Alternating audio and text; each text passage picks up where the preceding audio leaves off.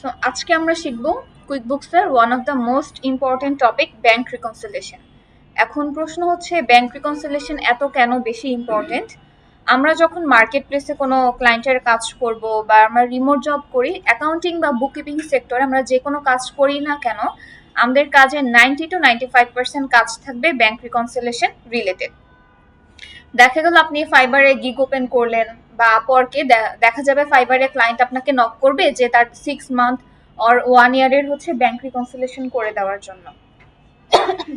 So bank reconciliation জিনিসটা কি?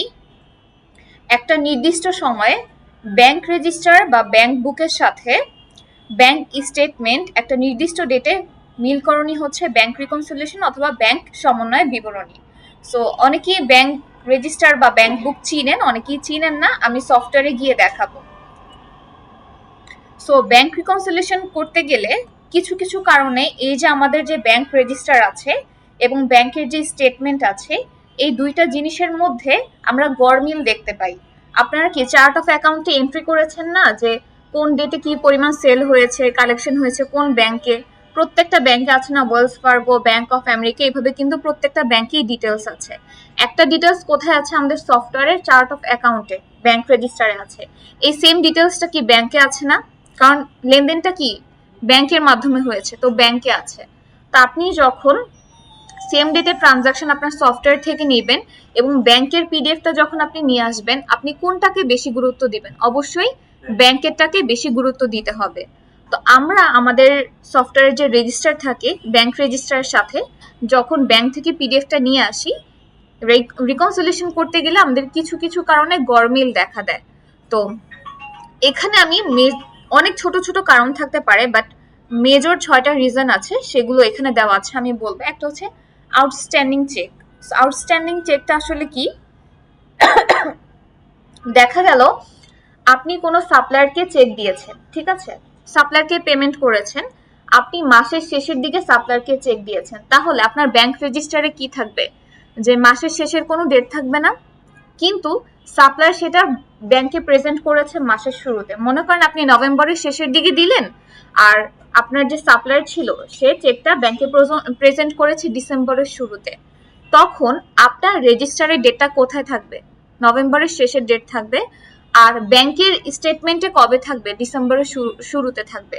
তো এই একটা কারণে কি আমরা যখন ব্যাংক রিকনসিলিয়েশন করতে যাব আমাদের গড়মিল হবে।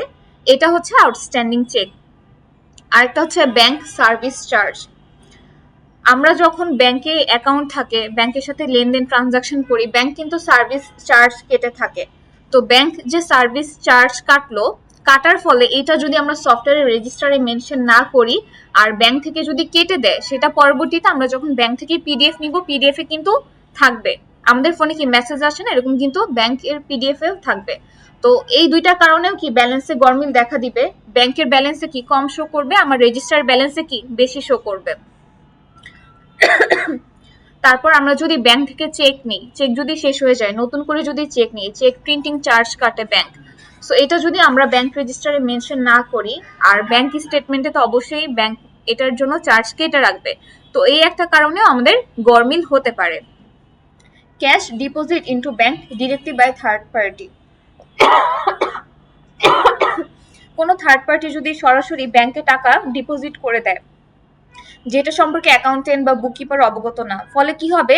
আমার ব্যাংকে ব্যালেন্স বেশি শো করবে, কিন্তু আমি যেহেতু ব্যাংক রেজিস্টারে এটা মেনশন করি না, আমার সফটওয়্যারে কি এটা থাকবে?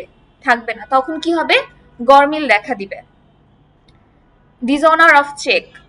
আমি কোনো সাপ্লায়ারকে চেক দিলাম, তো যখন আমি কাউকে চেক দিয়েছি, এটা কি আমি সফটওয়্যারে প্রেজেন্ট করেছি যে আমার অ্যাকাউন্ট থেকে টাকা চলে গিয়েছে, সফটওয়্যারে মেনশন করেছি, বাট সামহাও চেকটা ডিসঅনার হলো, ব্যাংক থেকে একসেপ্ট করেনি, তখন কি আমার ব্যাংকে অ্যাকাউন্টে কিন্তু টাকা থেকেই যাবে, যেহেতু চেকটা একসেপ্ট করেনি, বাট আমি কিন্তু সফটওয়্যারে এন্ট্রি করেছি যে আমি এই ব্যক্তিকেই সাপ্লায়ারকে অ্যামাউন্ট দিয়ে দিয়েছি। এর কারণে কি হবে? একটা গড়মিল দেখা দিবে। আর একটা হচ্ছে ইন্টারেস্ট অন ব্যাংক ডিপোজিট। আমাদের ব্যাংকে যদি টাকা থাকে, ডিপোজিটের উপর ব্যাংকে ইন্টারেস্ট দেয় না, আমি যখন ব্যাংক থেকে ইন্টারেস্ট পেলাম, এটা যদি আমি সফটওয়্যারে এন্ট্রি না করি, আমার ইন্টারেস্ট পাওয়ার খাতিরে আমার ব্যাংকের ব্যালেন্সটা বেশি শো করবে। আর যেহেতু আমি সফটওয়্যারে মেনশন করিনি, আমার অ্যামাউন্টে কি আমি কিছুটা কম দেখতে পারবো। এই দুইটা কারণে কিন্তু আমরা গড়মিল হবে, ম্যাচ করতে পারবো না। সো ব্যাংক রিকনসিলিয়েশন করতে গেলে আমার ব্যালেন্স অলওয়েজ 0 হতে হবে। 0.01ও যদি থাকে তাহলেও কিন্তু আমি করতে পারবো না। সো আমরা অ্যাকচুয়ালি মেইন কারণগুলো জানলাম যে কোন কোন কারণে আমাদের গরমিলগুলো হয়ে থাকে।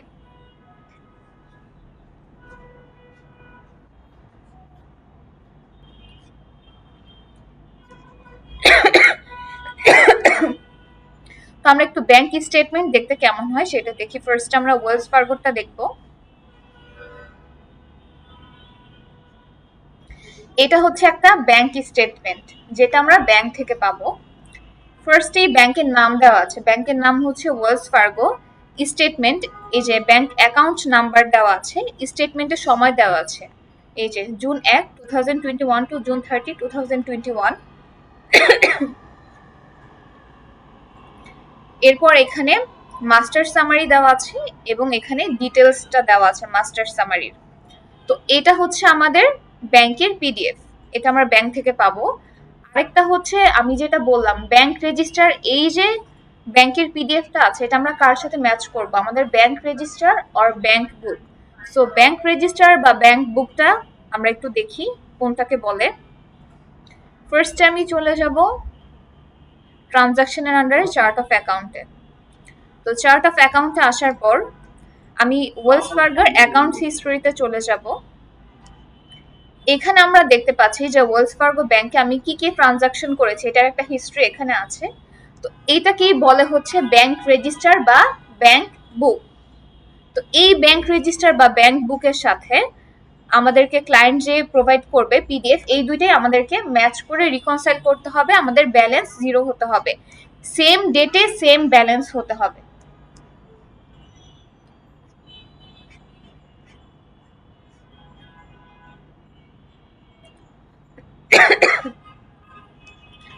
এখন ব্যাংক রিকনসিলিয়েশন করতে গেলে ব্যাংক রিকনসিলিয়েশনটা কি আর কি কি কারণে গরমিল হয়, মেজর 6টা কারণ তো আমরা সবাই বুঝতে পারলাম। এর পরের স্টেপগুলো কি, ক্লায়েন্ট আমাদেরকে একটা পিডিএফ প্রোভাইড করবে, পিডিএফটা আমি দেখালাম কেমন হবে পিডিএফটা। তো বিভিন্ন ব্যাংকের বা ক্রেডিট কার্ডের PDF bank to bank vary করতে পারে, বাট বেসিক কনসেপ্টটা একই থাকে। প্রথমে আমাদের মেজর 3টা কাজ থাকে। ফার্স্টে ক্লায়েন্ট আমাদেরকে একটা পিডিএফ দিবে, পিডিএফটাকে আমরা সিএসভি তে কনভার্ট করব, কনভার্ট করে আমাদের সফটওয়্যারে আপলোড করব, আপলোড করে আমরা হচ্ছে ট্রানজাকশনগুলো ক্যাটাগরাইজ করব, কিছু ভুল হলে ঠিক করব, দেন হচ্ছে রিকনসাইল করব। তো এই 3টে স্টেপ করতে গেলে আমাদের 6টা স্টেপ ফলো করতে হবে। প্রথমে হচ্ছে check the bank account of chart of account. যেমন ক্লায়েন্ট আমাকে ওয়েলস ফার্গো ব্যাংকের ব্যাংক রিকনসিলিয়েশন করতে দিল, আমার প্রথম কাজ হচ্ছে ক্লায়েন্ট যখন আমাকে পিডিএফটা দিবে আমি পিডিএফটা অন করব, অন করে আমি ব্যাংকের নাম দেখব, ব্যাংকের নাম ছিল ওয়েলস ফার্গো। দেখার পর আমি আমার সফটওয়্যারে চলে যাব এবং সেখানে গিয়ে দেখব এই নামে কোনো ব্যাংক সফটওয়্যারে অ্যাড করা আছে কিনা, এটা হচ্ছে আমার প্রথম কাজ। যদি অ্যাড করা না থাকে তাহলে আমার কাজকে অ্যাড করে নিতে হবে, আর যদি অ্যাড করা থাকে আমাকে দেখতে হবে যে সেখানে যে ওপেনিং ব্যালেন্সটা আছে, ডেট আছে, এবং ব্যাংকের যে ওপেনিং ব্যালেন্স আছে, ডেট আছে, সেম হতে হবে। যদি সেম না হয় তাহলে কিন্তু আমি রিকনসিলিয়েশন করতে পারবো না। সেকেন্ড, এই যে সেকেন্ডটা আমি বললাম যে ওপেনিং ব্যালেন্স, ওপেনিং ব্যালেন্সটা আমাকে চেক করতে হবে। থার্ড হচ্ছে আমি যে চার্ট অফ অ্যাকাউন্ট প্রথমে অ্যাড করে নিলাম, দেন ওপেনিং ব্যালেন্সটাও চেক করেছি, সেম হতে হবে। দেন আমি পিডিএফটাকে সিএসভি তে কনভার্ট করব। সো পিডিএফ থেকে সিএসভি কনভার্ট করার বিভিন্ন প্রসেস আছে। আপনাদের আগে যারা কোর্স করেছে তাদেরকে ম্যানুয়ালি করাতাম, সো প্রসেসগুলো একটু জটিল ছিল, এখন অনেক ইজি হয়েছে, ইন ফিউচার আরো ইজি হবে। সো এখানে আমরা কিছু থার্ড পার্টি সফটওয়্যার এবং টুল ব্যবহার করে পিডিএফটাকে সিএসভি তে কনভার্ট করব। মার্কেট প্লেসে আপনারা এমনও কাজ পাবেন, ক্লায়েন্ট আপনাদেরকে নক করবে যে শুধু তার ব্যাংকের যে পিডিএফটা আছে পিডিএফটাকে সিএসভি তে কনভার্ট করে দেওয়ার জন্য, এতটুকুই কাজ। এরকম অনেক কাজ পাওয়া যায়, কজ কিছু কিছু পিডিএফ ফাইল খুবই জটিল হয়। যখন আমরা পিডিএফটাকে সিএসভি তে কনভার্ট করব, কনভার্ট করার পর সেই সিএসভি ফাইলটাকে আমরা ব্যাংক অপশনে আপলোড করব। তো আপলোড যখন করব, আপলোড করার পর ক্যাটাগরি করতে হবে যে কোথায় কোথায় এক্সপেন্স হয়েছে, সেলসে টাকা ডিপোজিট হয়েছে, সাপ্লায়ারকে দিয়েছে, এই অনুযায়ী ক্যাটাগরি করতে হবে। তারপর যখন আমাদের ক্যাটাগরি করার পর যখন আমাদের ব্যালেন্সটা 0 হয়ে যাবে তখন আমরা এটা রিকনসাইল করব। তো আমি এখন রিয়েলে করে দেখাবো, তখন আপনাদের জন্য একটু ইজি হবে।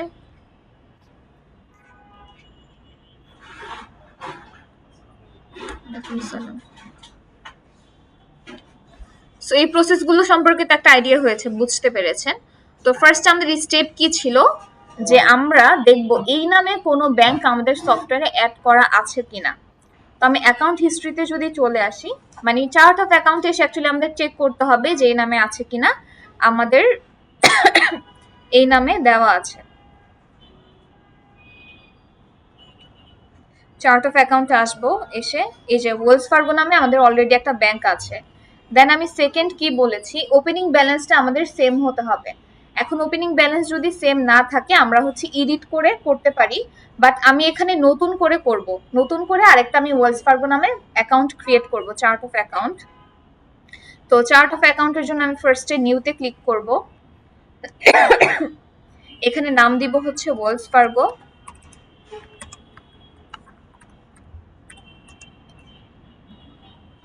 দেন অ্যাকাউন্টের হচ্ছে লাস্ট 4টা ডিজিট অ্যাড করব, আমি পুরোটাই নিয়ে নিচ্ছি।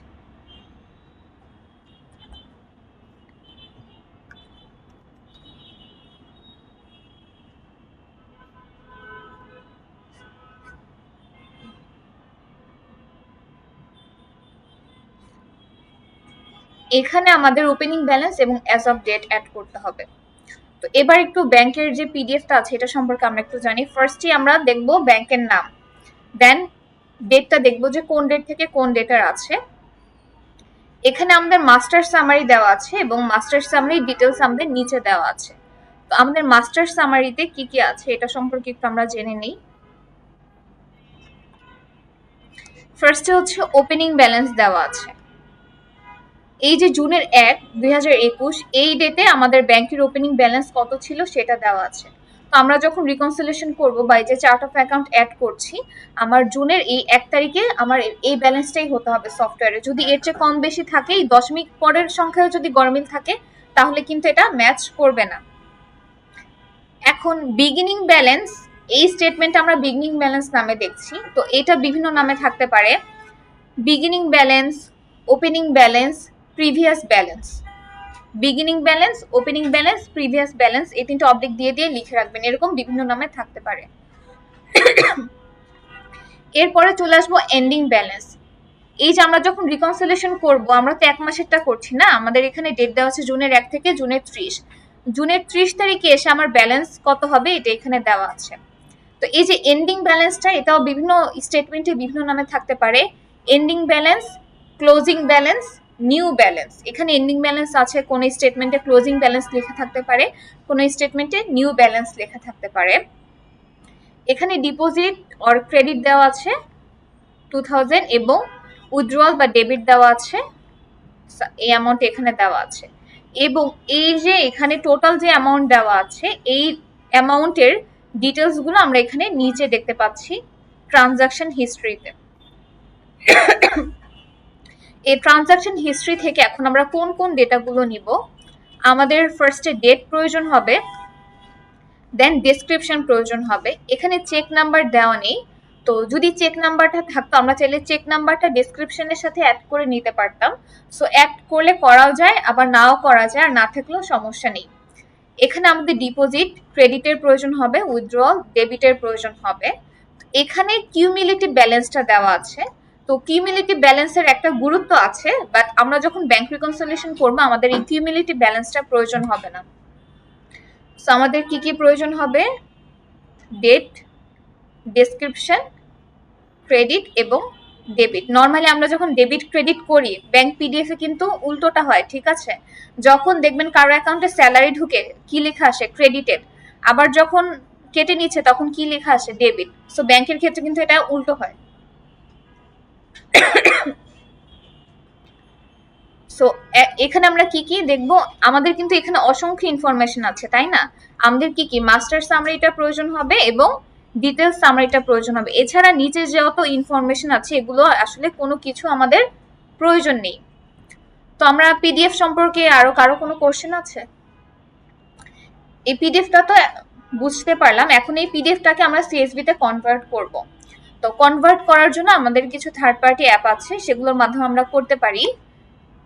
এই রিকন হেল্প নামে একটা কাস্টমাইজ সফটওয়্যার, এটা হচ্ছে আপনাদের জন্য স্পেশাল ভাবে তৈরি করা। এখান থেকে হচ্ছে আপনারা পিডিএফ থেকে সিএসভি তে কনভার্ট করতে পারবেন। আমি এটা গ্রুপে দিয়ে দিচ্ছি এবং মেসেঞ্জার গ্রুপে দিলাম, পরে পোস্ট করে দিব। এটা ছিল একটা। আরেকটা আছে ব্যাংক স্টেটমেন্ট কনভার্টার। এটা দিয়েও আমরা কনভার্ট করতে পারবো। এটাতে মোটামুটি ভালো রেজাল্ট পাওয়া যায়। এছাড়া আরো অসংখ্য সফটওয়্যার আছে যেগুলোতে আপনি অত ভালো রেজাল্ট পাবেন না। অ্যাকচুয়ালি আমরা যেটাতে ভালো রেজাল্ট পাই আমরা সেটা দিয়েই প্র্যাকটিস করব। ফার্স্ট আমি পিডিএফটাকে ডাউনলোড করে নিচ্ছি।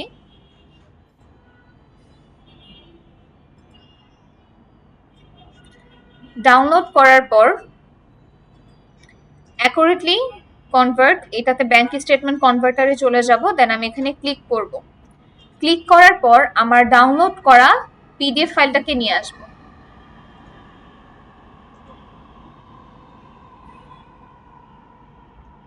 দেন আমি কনভার্টে ক্লিক করব। এই যে আমার এটা কনভার্ট হয়ে গিয়েছে। আমি কিন্তু ফুল পিডিএফটা দিয়েছি, বাট আমার এক্স্যাক্টলি যে ইনফরমেশনটুকু প্রয়োজন তারা কিন্তু এই সফটওয়্যার কিন্তু ততটুকুই করে দিয়েছে। এবার আমি ডাউনলোড করব।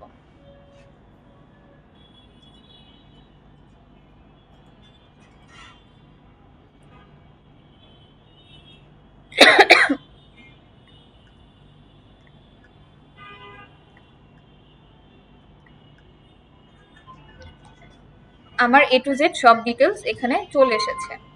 আমার ডেট ফরম্যাটটাকে ঠিক করতে হবে। সো এটাকে আমি কপি করে আরেকটা শিটে নিয়ে যাব। ফার্স্ট এটা আমি কপি করব।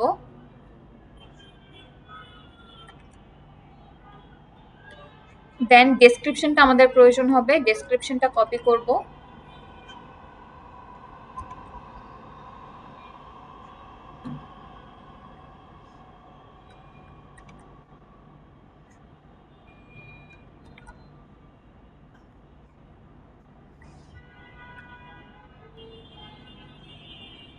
আচ্ছা, এটা আমি একটু পরে নিয়ে আসি।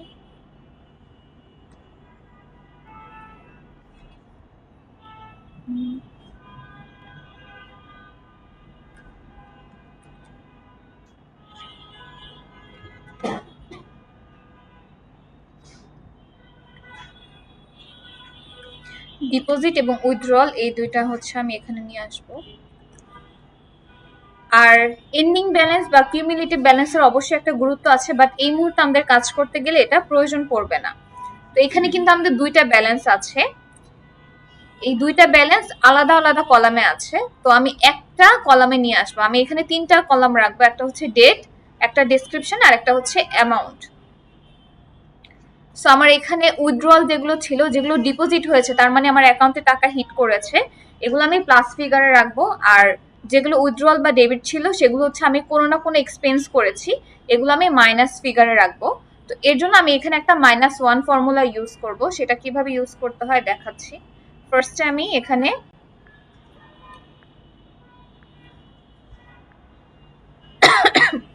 ইকুয়ালস টু দিব, দেন -1, এটা আমি কপি করব।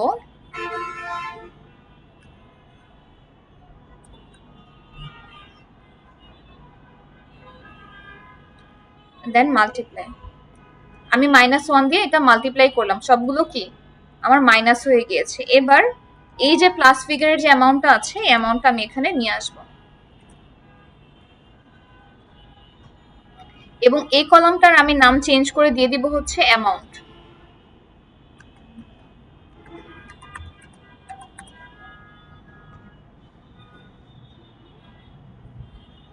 তো আমি বলেছিলাম তিনটা কলাম রাখবো, ডেট, ডেসক্রিপশন এবং অ্যামাউন্ট।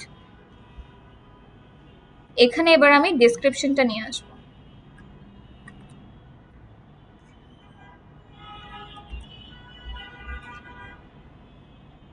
এখনই কিন্তু আমার কাজ শেষ না। এখন এই যে আমি ক্যালকুলেশনটা করলাম আমার ঠিক আছে কিনা দেখতে হবে। এটা আমি কিভাবে চেক করব?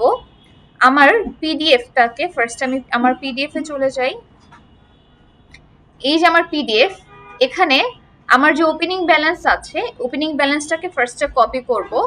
কপি করে অটোসাম করে দেখবো যে আমার এন্ডিং ব্যালেন্স সেম স্টেটমেন্টের মতো এসেছে কিনা। যদি না আসে তাহলে আমারটা ভুল হয়েছে, আর যদি সেম হয় তাহলে ঠিক আছে।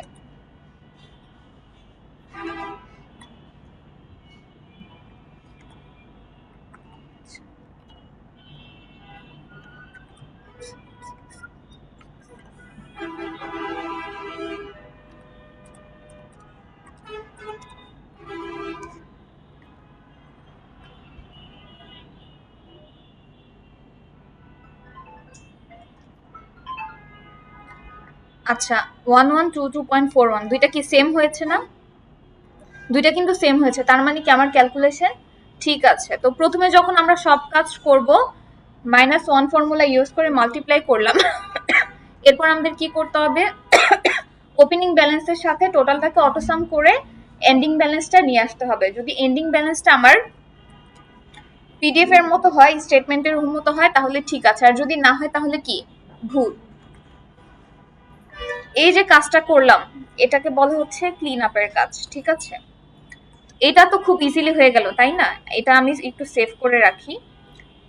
এখানে কিন্তু আমার দুইটা শিট আছে, বাট আমি যখন সিএসবি তে সেভ করবো, আমি যদি এই শিটটা সেভ করি তাহলে আমার এই সেকেন্ড শিট আর থাকবে না, আর এটা সেভ করলে প্রিভিয়াসটা থাকবে না। বাট এখানে যে ডেট ফরম্যাটটা আছে এই ডেট ফরম্যাট নিবে না, এটা একটু আমি চেঞ্জ করে নিই।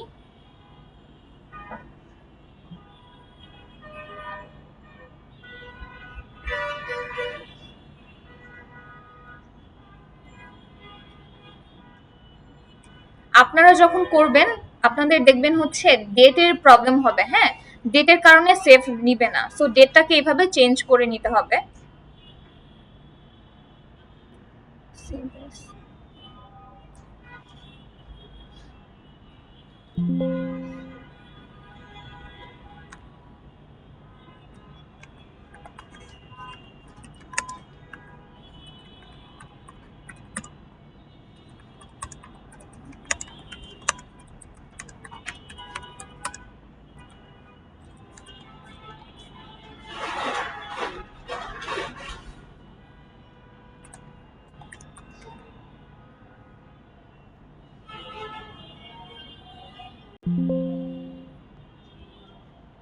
আচ্ছা এটা আমি সেভ করে নিলাম।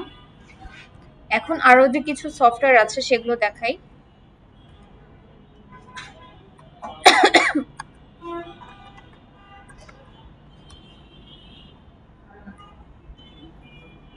যেমন এইটাও হচ্ছে নতুন একটা এসেছে, এটাতেও মোটামুটি ভালো রেজাল্ট পাবেন। দেন এই যে ন্যানোনেটসে যাই, আর কিছু কয়েক মাস আগেও কিন্তু এই যে মাত্র আমি যেটা দিয়ে করলাম এগুলো কিন্তু ছিল না। যেমন এখানে আমি একটা করে দেখাই।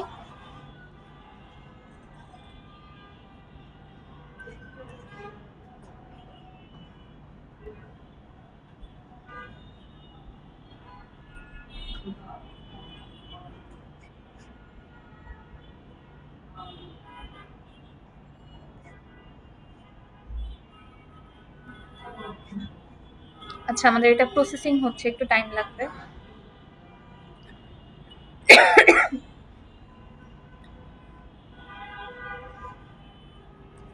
এই যে আমার আগেরটার মতো অর্গানাইজ ভাবে এসেছে।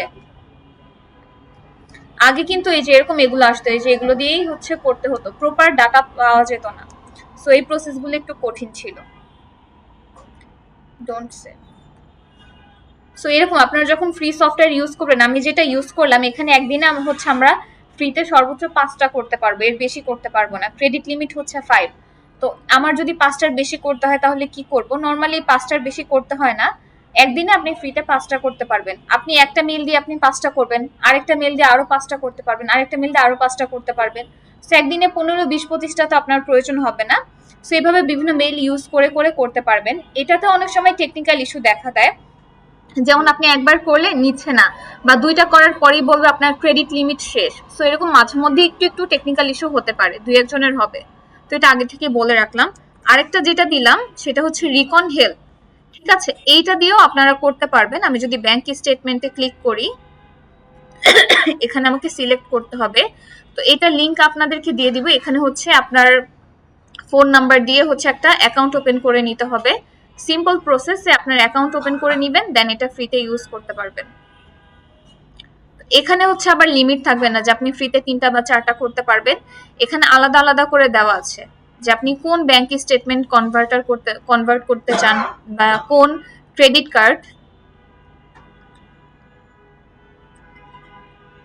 আচ্ছা, এবার তো আমি পিডিএফটাকে সিএসভি তে কনভার্ট করেছি, কিভাবে করতে হয় সবাই তো বুঝেছেন।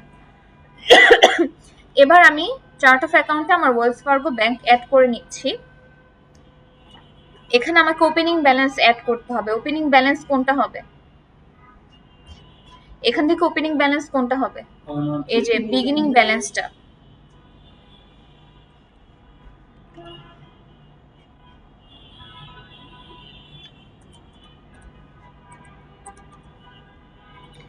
এবং আমার এখানে ডেট কোনটা হবে?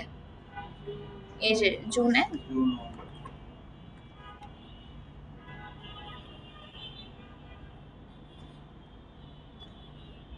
ম্যানুয়ালি সিলেক্ট করি।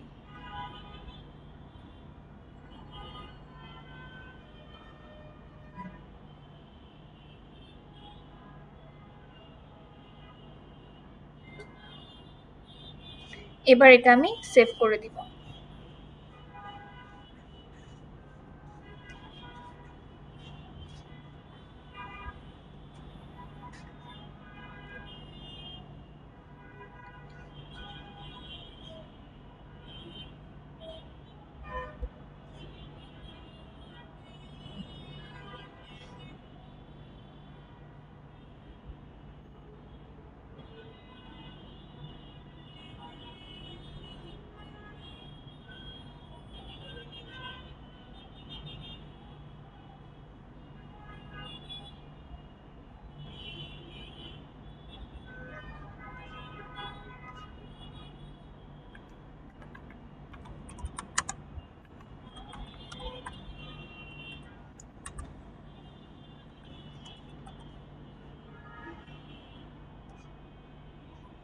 আচ্ছা, ফার্স্টে সেভ হয়েছে দেখি।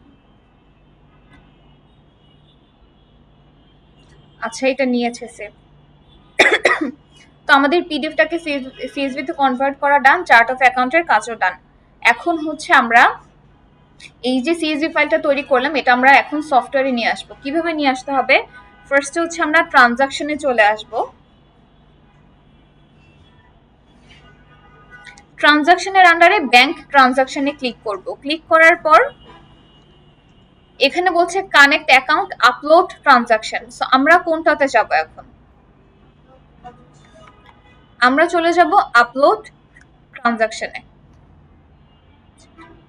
তো কানেক্ট অ্যাকাউন্ট দিয়ে কি বোঝাচ্ছে? এই যে ওয়েলস ফার্গো ব্যাংক বা ব্যাংক অফ আমেরিকা, এই ব্যাংকগুলো ক্লায়েন্টের হচ্ছে সফটওয়্যারের সাথে অটোমেটিক কানেক্ট করতে পারবে। যদি কানেক্ট করে তাহলে কি হবে সেটা দেখাচ্ছি। এই যে আমরা আপলোড করব, আপলোড করে যখন রিভিউ প্যানেলে চলে যাবে, যদি আমার কানেক্ট করা থাকে অটোমেটিক, এই পিডিএফ থেকে সিএসভি তে কনভার্ট করার যে কাজটা, সেই কাজটা আমার করতে হবে না। ট্রানজাকশনগুলো অটোমেটিক আমার প্যানেলে চলে আসবে। বাট যখন কানেক্ট করা থাকবে না তখন আমাকে পিডিএফ থেকে সিএসভি তে কনভার্ট করে দেন আমাকে আপলোড করতে হবে। আপলোড ট্রানজাকশনে ক্লিক করব। ক্লিক করার পর ম্যানুয়ালি আপলোড ইউর ট্রানজাকশন। এখানে বলে দিয়েছে যে ওরা সিএসভি, কিউএফএক্স, কিউবি, ওএফএক্স, টিএক্সটি ফরম্যাটগুলো ফলো করে থাকে। আর ব্রিংইং ট্রানজাকশন অটোমেটিক্যালি এখানে হচ্ছে 10,000 প্লাস লোকাল ব্যাংক আছে। এই ব্যাংকগুলোর হচ্ছে কুইকবুকসের সাথে মাইগ্রেশন করা আছে। মাইগ্রেট করে আমরা কাজ করতে পারবো। অ্যাফিলিয়েশন করা আছে, সো আমরা এই ব্যাংকগুলো মাইগ্রেট করে কাজ করতে পারবো। বাট এই 10,000 প্লাস ব্যাংকের মধ্যে কিন্তু বাংলাদেশের কোনো ব্যাংক নেই। তো আমরা সিলেক্ট ফাইলসে ক্লিক করব। ক্লিক করার পর আমরা যে সিএসভি ফাইলটা প্রিপেয়ার করেছি সেই ফাইলটা আমরা সিলেক্ট করব, দেন ওপেনে ক্লিক করব। আচ্ছা, আমরা যদি ভুল ফাইল সিলেক্ট করে থাকি তাহলে এই ডিলেটে ক্লিক করে আবার নতুন করে এখান থেকে সিলেক্ট করতে হবে, দেন কন্টিনিউতে ক্লিক করব। ক্লিক করার পর আমি কোন অ্যাকাউন্টে আপলোড করব সেটা সিলেক্ট করতে হবে। এই যে ওয়েলস ফার্গো একটা আছে, ওয়েলস ফার্গো কোন অ্যাকাউন্টে, আমি এই অ্যাকাউন্টে আপলোড করব, অ্যাকাউন্টটা সিলেক্ট করব, দেন কন্টিনিউ। এখন বলছে tell us about the format of your data. Is the first row of your file is header? Yes. আমি কয়টা কলাম ইউজ করেছি? অ্যামাউন্টের জন্য একটা কলাম ইউজ করেছি। আমি কোন ডেট ফরম্যাটটা ইউজ করেছি সেটা আমাকে দেখতে হবে। সো আমি যদি এখানে দেখি ফার্স্টে হচ্ছে আমি ডেট দিয়েছি, দেন মান্থ, দেন ইয়ার।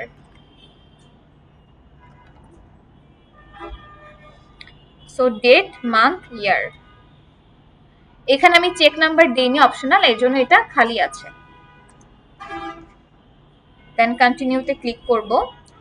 ক্লিক করার পর keep original values, reverse all values. Reverse করলে কি হবে, ওই যে আমি একটা -1 ফর্মুলা ইউজ করেছি না, আমি যদি -1 ফর্মুলা ইউজ না করতাম, এখানে এসে আমি করতে পারবো। রিভার্সে ক্লিক করলে আমার প্লাসটা মাইনাস, মাইনাসটা আবার কি হয়ে যাবে, প্লাস হয়ে যাবে। তো আমরা ট্রাই করব হচ্ছে আমাদের সিএসভি ফাইলটা যখন ইম্পোর্ট করব সেখানেই হচ্ছে সব কাজ করে opening balance, ending balance match করে প্রপারলি তারপর এই সেন্টারে আমরা চলে আসব। বাট কিপ অরিজিনাল ভ্যালু যদি আমি রাখি, তাহলে আমি যেই সিএসভি ফাইলটা ইম্পোর্ট করেছি ভ্যালুগুলো যেই ফিগারে আছে, যেভাবে আছে সেভাবেই থাকবে। আর রিভার্সে ক্লিক করলে এগুলো সব মাইনাস হয়ে যাবে। এখন এই সেন্টার থেকে আমাকে সিলেক্ট করতে হবে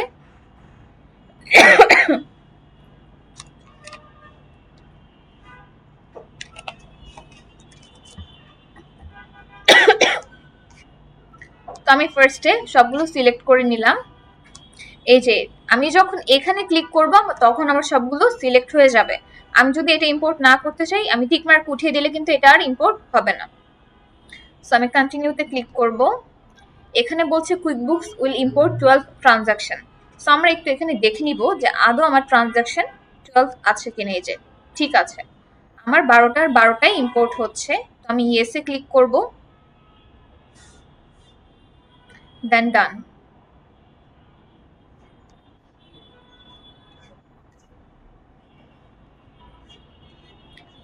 এই যে আমার ট্রানজাকশন গুলো সবগুলো কোথায় চলে এসেছে, রিভিউ প্যানেলে চলে এসেছে।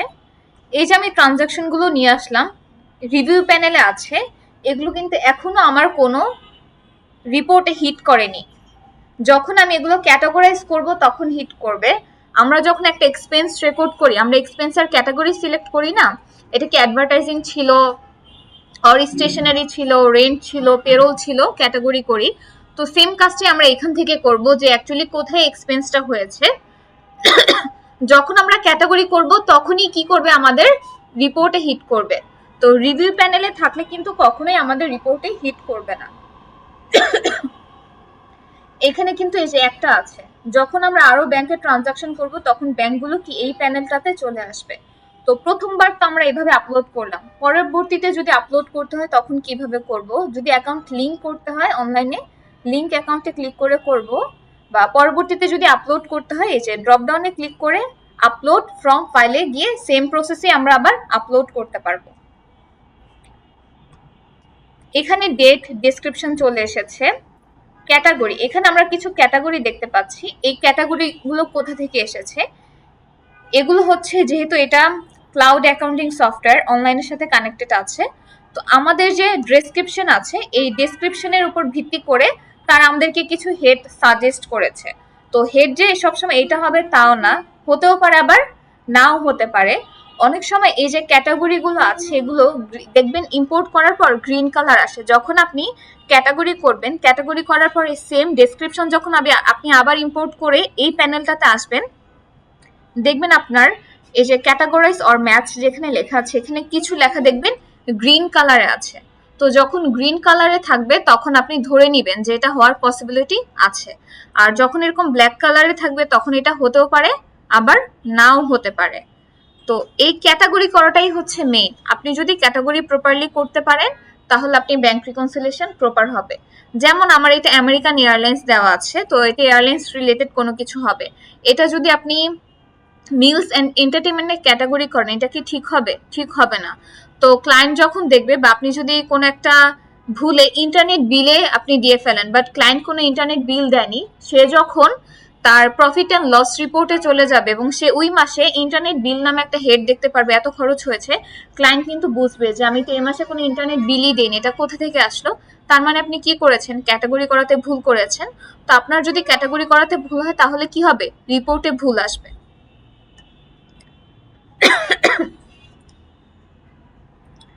এখন ক্যাটাগরি করার জন্য আমরা কিভাবে করব, ফার্স্টে আমি ক্লিক করব। ক্লিক করার পর আমাদের যে ট্রানজাকশন ডিটেলসটা আছে ট্রানজাকশন ডিটেলসটাকে আমরা কপি করব। কপি করে আমরা গুগলে সার্চ করে দেখব যে আসলে এটা কোম্পানি কোন ধরনের কোথায় খরচ হয়েছে। এটা আমরা দেখে বুঝতে পারছি আমেরিকান এয়ারলাইন্স, এটা দেখে আমরা বুঝতে পারছি ট্রাভেলার। সো অনেকগুলো থাকে, বোঝা যায় না। আপনাকে এভাবে প্রত্যেকটা বের করে করে নিতে হবে। যেমন এখানে godaddy.com দেওয়া আছে।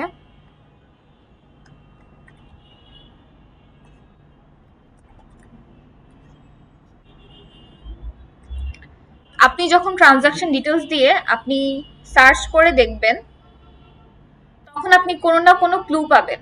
আপনার হচ্ছে এই যে আমরা ধরে নিচ্ছি এখান থেকে ডোমিন অর হোস্টিং পারচেস করেছে অথবা কোনো কিছু সাবস্ক্রিপশন নিয়েছে ক্লায়েন্ট।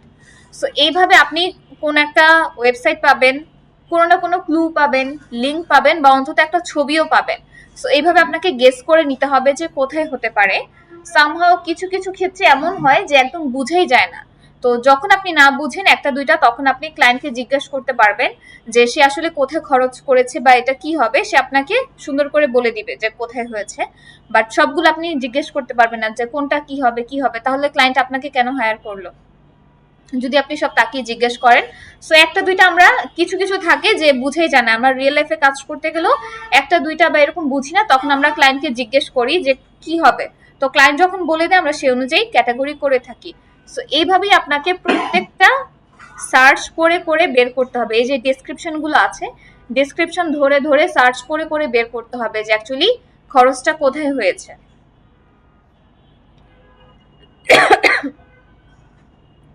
এখন এখানে অ্যাড লেখা আছে, ঠিক না? অনেক সময় ম্যাচ লেখা থাকতে পারে। সো ম্যাচ কখন লেখা থাকবে? মনে আছে আমরা এক্সপেন্সে গিয়ে এক্সপেন্স রেকর্ড করেছি না? এই যে আমেরিকান এয়ারলাইন্স, এটা যদি আমি একবার ইম্পোর্ট করছি ট্রানজাকশনটা, আরেকবার কোথায় কি করেছি ম্যানুয়ালি রেকর্ড করেছি। তো একই কাজ যদি আমি দুইবার করি তাহলে কি আমার ব্যালেন্সটা ডাবল হয়ে যাবে না? বাট বাস্তবে এটা কয়বার হয়েছে? একবার। তো অনেক সময় হচ্ছে এরকম ম্যাচ হয়। তো ম্যাচ হলে আমাদের অ্যাকশনের এখানে যে অ্যাড লেখা আছে এখানে ম্যাচ লেখা থাকবে, বাট অনেক সময় ম্যাচ লেখা আসে না। তাও আমাদের এই যে ম্যাচে ক্লিক করে করে দেখতে হয় যে আমার এই ধরনের কোনো অ্যাকাউন্ট বা ট্রানজাকশন আগে আছে কিনা। এখানে নেই। তো এরকম এখানে আমাদের দেখে নিতে হবে যে আদৌ ম্যাচ করে কিনা, যদিও ম্যাচ লেখা না আসে। তো ফার্স্ট টাইম একটা ক্যাটাগরি করি, এটা আমরা দেখে সহজেই বুঝতে পারছি এটা হচ্ছে ট্রাভেল। সো ফার্স্ট আমি ক্লিক করব। আমার আমেরিকান এয়ারলাইন্স একটা আছে, আচ্ছা আর নেই। দেন ক্লিক করার পর আমি এডিটে ক্লিক করব। ট্রানজাকশন টাইপ এটা কি? এক্সপেন্স। অ্যাকাউন্ট সিলেক্ট করতে হবে। অ্যাকাউন্ট হচ্ছে আমার ট্রাভেল এক্সপেন্স। এখানে ভ্যাটে আমরা দিব হচ্ছে এক্সাম্পল দিয়ে দিই।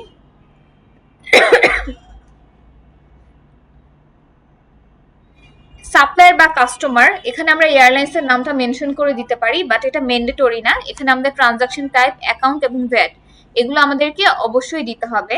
এরপর আমি অ্যাপ্লাই অ্যান্ড অ্যাকসেপ্টে ক্লিক করব।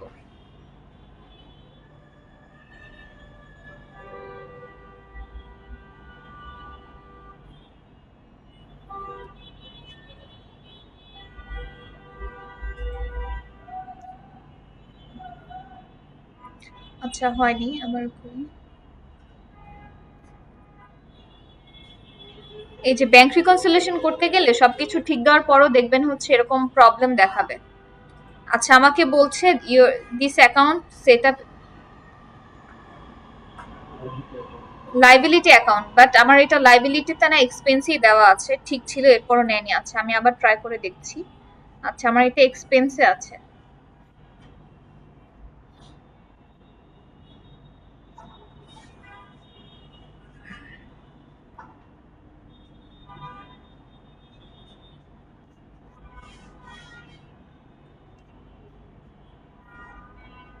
আচ্ছা আমার কিন্তু তখন নিয়েছি, তখন কিন্তু নেওয়ার কথা, বাট এটা টেকনিক্যাল ইস্যুর কারণে নেয়নি। আমি কিন্তু ট্রাভেল এক্সপেন্সে কোড 6 ইউজ করেছি, এটা কি এক্সপেন্সের জন্য ইউজ করতে পারি। সো আমার কিন্তু ঠিক জায়গায় চার্ট অফ অ্যাকাউন্টটা ক্রিয়েট করা ছিল, বাট সফটওয়্যার বলছিল যে আমি ভুলে লাইবিলিটি অ্যাকাউন্টে দিচ্ছি, বাট আমি তো লাইবিলিটিতে দিইনি।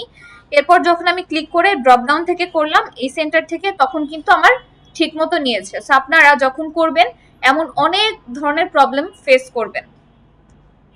এখানে যদি আসি, এখানে দেওয়া আছে categorise, match, record as transfer, record as credit card payment. So এইটা দিয়ে আসলে কি বোঝাচ্ছে, ক্যাটাগরিজে ক্লিক করে আমরা ক্যাটাগরি করব যে আসলে আমার খরচটা কোথায় হয়েছে। ম্যাচে কখন ক্লিক করব, আমি দেখব যে এই ধরনের ট্রানজাকশন আমি আগে রেকর্ড করেছি কিনা। তো ম্যাচ করার ক্ষেত্রে আমরা কোন কোন জিনিসগুলো নোটিস করব, আমাদের ট্রানজাকশন এই যে ডেসক্রিপশনটা ম্যাচ করবে, ডেসক্রিপশন ম্যাচ করবে, দেন অ্যামাউন্টও ম্যাচ করবে, সেম হবে। ডেট ম্যাচ করবে না, ডেট হচ্ছে আমি সফটওয়্যারে যেটা এন্ট্রি করেছি সেই ডেটটা আগের ডেট থাকবে এবং আমি যখন ইম্পোর্ট করব সেই ডেটটা পরের ডেট হবে। নর্মালি আমরা আগে অ্যাক্টিভিটিগুলো করি, তারপর তো ব্যাংকে প্রেজেন্ট করা হয়।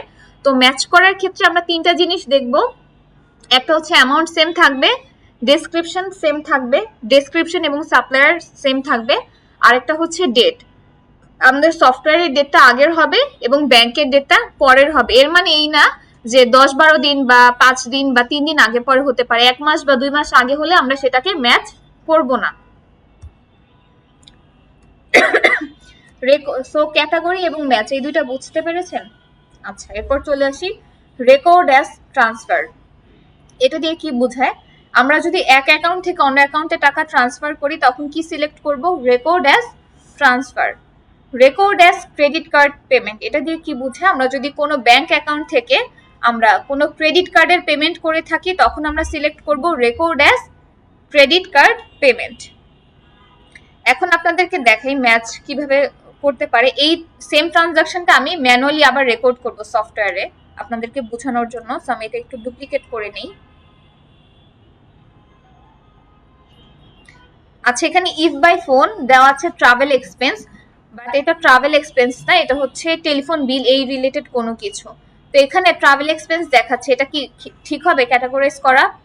এটা কিন্তু ঠিক হবে না। এটা কোথায় যাবে, এটা টেলিফোন বিলের আন্ডারে যাবে, এটার ক্যাটাগরি হবে টেলিফোন, বাট এখানে ট্রাভেল এক্সপেন্স এসেছে। তো এইভাবে আমাদের প্রত্যেকটাকে আইডেন্টিফাই করে করে নিতে হবে। এটা আমি ম্যানুয়ালি রেকর্ড করব।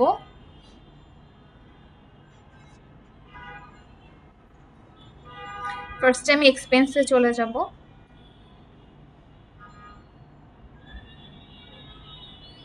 এখানে পেই সিলেক্ট করতে হবে। তো আমার পেই কে ছিল আমরা একটু এখান থেকে দেখে নিই। If by phone, if by ফোনকে ক্লায়েন্ট টেলিফোন বিল দিয়েছে। সো এখানে সাপ্লাই ডিসপ্লে নেমটা দিব সেভ। পেমেন্ট অ্যাকাউন্ট কিন্তু ওয়েলস ফার্গো এসে এই সেম অ্যাকাউন্টই হতে হবে যে অ্যাকাউন্টে রিকনসিলিয়েশন করছি। আমি যদি অন্য কোনো অ্যাকাউন্ট দিই সেটা কি হবে, সেটা তো তাহলে অন্য অ্যাকাউন্টে রিকনসিলিয়েশনে আসবে। এখানে আমি ডেটটা সিলেক্ট করব।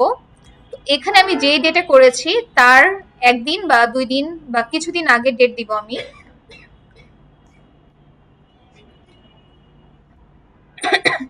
আচ্ছা, এখানে একটা ভুল হয়েছে। কি ভুল, আমি কিন্তু ডেট দিয়েছিলাম কত, 21, এখানে কত এসেছে, তাহলে এটা কি হয়ে গেল, ভুল।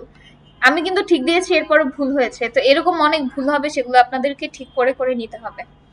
তো আপনারা যখন এটা করবেন এমন ভুল হবে তখন কি করবেন সেটা দেখাচ্ছি। আমি এখন 24 দিয়ে করে দেখাচ্ছি, বাট এটা ভুল হলে কিভাবে ঠিক করবেন সেটাও দেখাবো। আচ্ছা, আমি এটা 21 দিয়ে করি।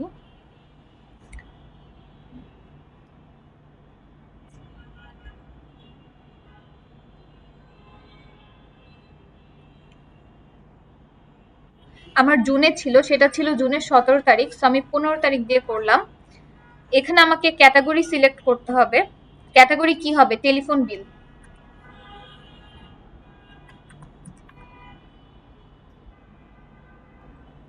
এখানে ভ্যাট দিব এক্সামটেড। এখানে ডেসক্রিপশনটা আমি দিতেও পারি আবার না দিলেও হবে। সো আমি ডেসক্রিপশনটা অ্যাড করে দিচ্ছি। অ্যামাউন্ট সেম হতে হবে।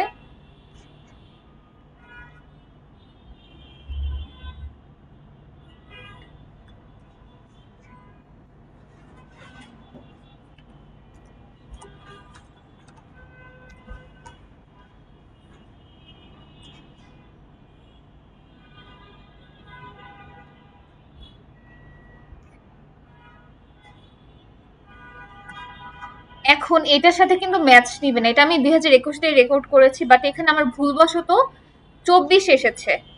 এখন আমাদের যদি এরকম ভুল হয়, আমি কিন্তু ঠিক দিয়েছি, এরপর সফটওয়্যার এরকম ভুল করেছে এমন হয়, তো তখন আমরা ডিলিট করব কিভাবে? আমাকে আবার ইম্পোর্ট করতে হবে। ফার্স্টে আমি সবগুলোকে সিলেক্ট করব, সিলেক্ট করার পর আমি এক্সক্লুডে ক্লিক করব।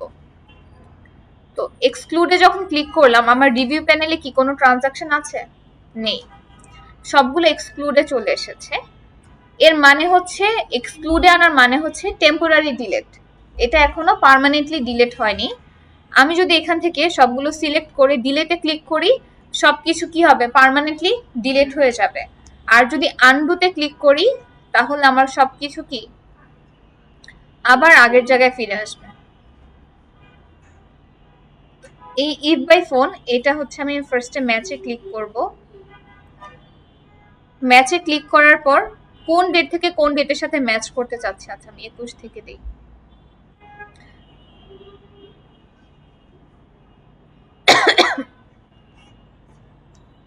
এই যে এরকম এটা চলে এসেছে, বাট এটার সাথে কি ম্যাচ হবে? এটা দেওয়া আছে 21 এবং আমার সফটওয়্যারের ডেট কত? 24 ছিল। তো এটা এই ডেটে যদি 24 থাকতো তাহলে এটা কি হতো? ম্যাচ করতো। তো যখন আমাদের এরকম সিনারিও হবে, ম্যাচ করবে, তখন আমরা শুধু ম্যাচে ক্লিক করে দিলে সফটওয়্যার এই যে দুইটা ট্রানজাকশন ছিল, একটা ট্রানজাকশন ধরে নিবে। তো এইটা ডেটটা আমি একটু চেঞ্জ করে দেখাই।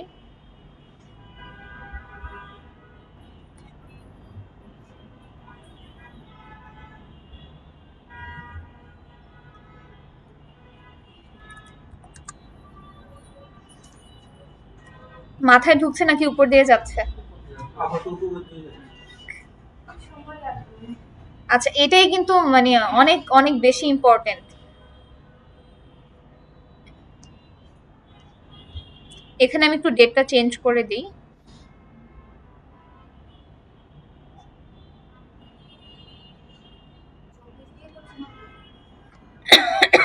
ম্যাচ করানোর জন্য, আপনাদেরকে দেখানোর জন্য। কিন্তু আপনাদের যখন হবে, ওই যে আমি দেখলাম এক্সক্লুড করে কিভাবে ডিলিট করতে হয়, ডিলিট করে আবার ইম্পোর্ট করতে হবে। তো আমি আবার করতে গেলে প্রসেসটা ফার্স্ট থেকে স্টার্ট করতে হবে, টাইম বেশি লাগবে, এর জন্য আমি করছি। এবার আমি আবার একটু রিলোড দিয়ে নিই এই সেন্টারটা।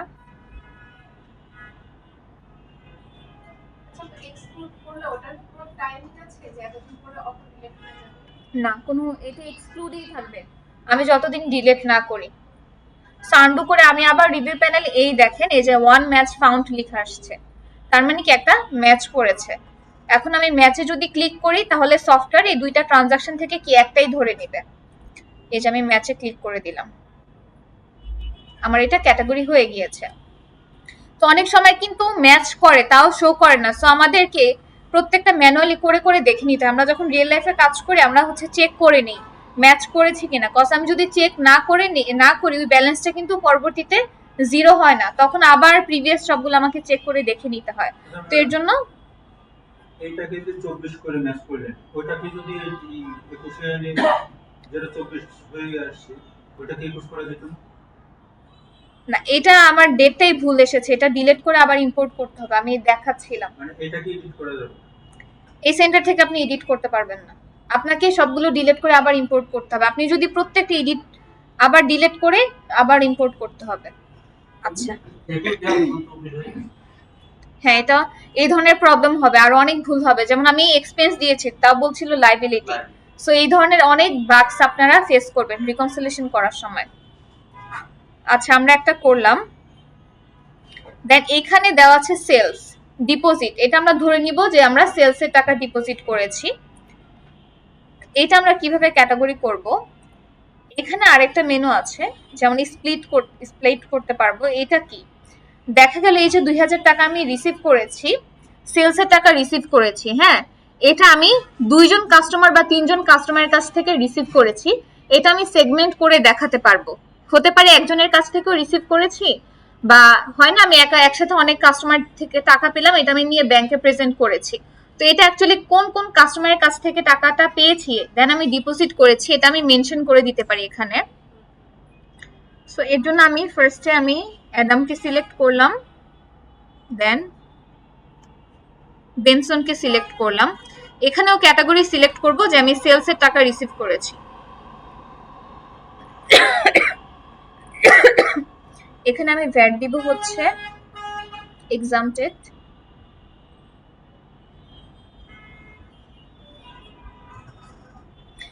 এবং কার কাছ থেকে কত রিসিভ করেছে এটা আমি এখানে দিয়ে দিব।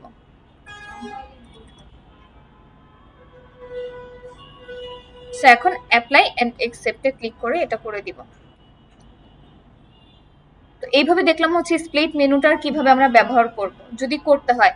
এখানে আমি সেলসের টাকা ডিপোজিট করেছি, এটা কিন্তু আমি একবারই ক্যাটাগরি করে দিতে পারতাম। আমি আপনাদের দেখালাম যদি আমি 3 জন বা 4 জনের টাকা একই সাথে ডিপোজিট করে থাকি, সেটা যদি আমি শো করাতে চাই তাহলে কিভাবে শো করব।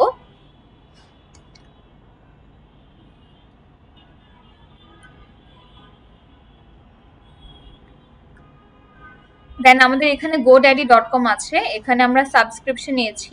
দেন গুগল অ্যাডওয়ার্ডস, এখানে হচ্ছে অ্যাড রান করা হয়েছে, তো এটা অ্যাডভার্টাইজিং এর আন্ডারে যাবে। আচ্ছা, আমরা ইন্টারন্যাশনাল পারচেজ করেছি, এর জন্য ব্যাংক চার্জ কেটেছে।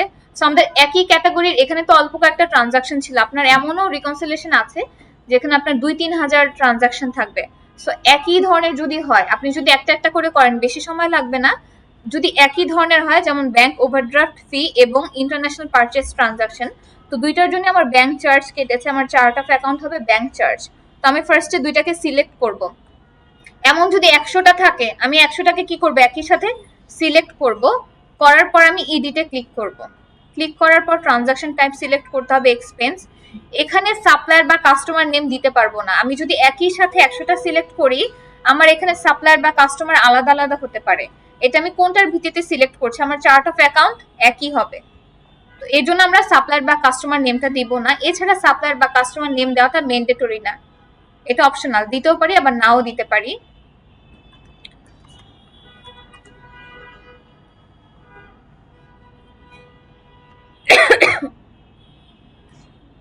এরপর আমি অ্যাপ্লাই এন্ড অ্যাকসেপ্টে ক্লিক করব।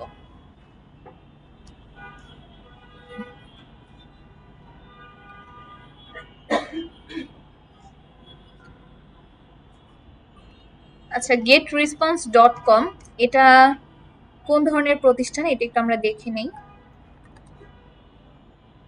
এটা আমরা গুগলে সার্চ করব।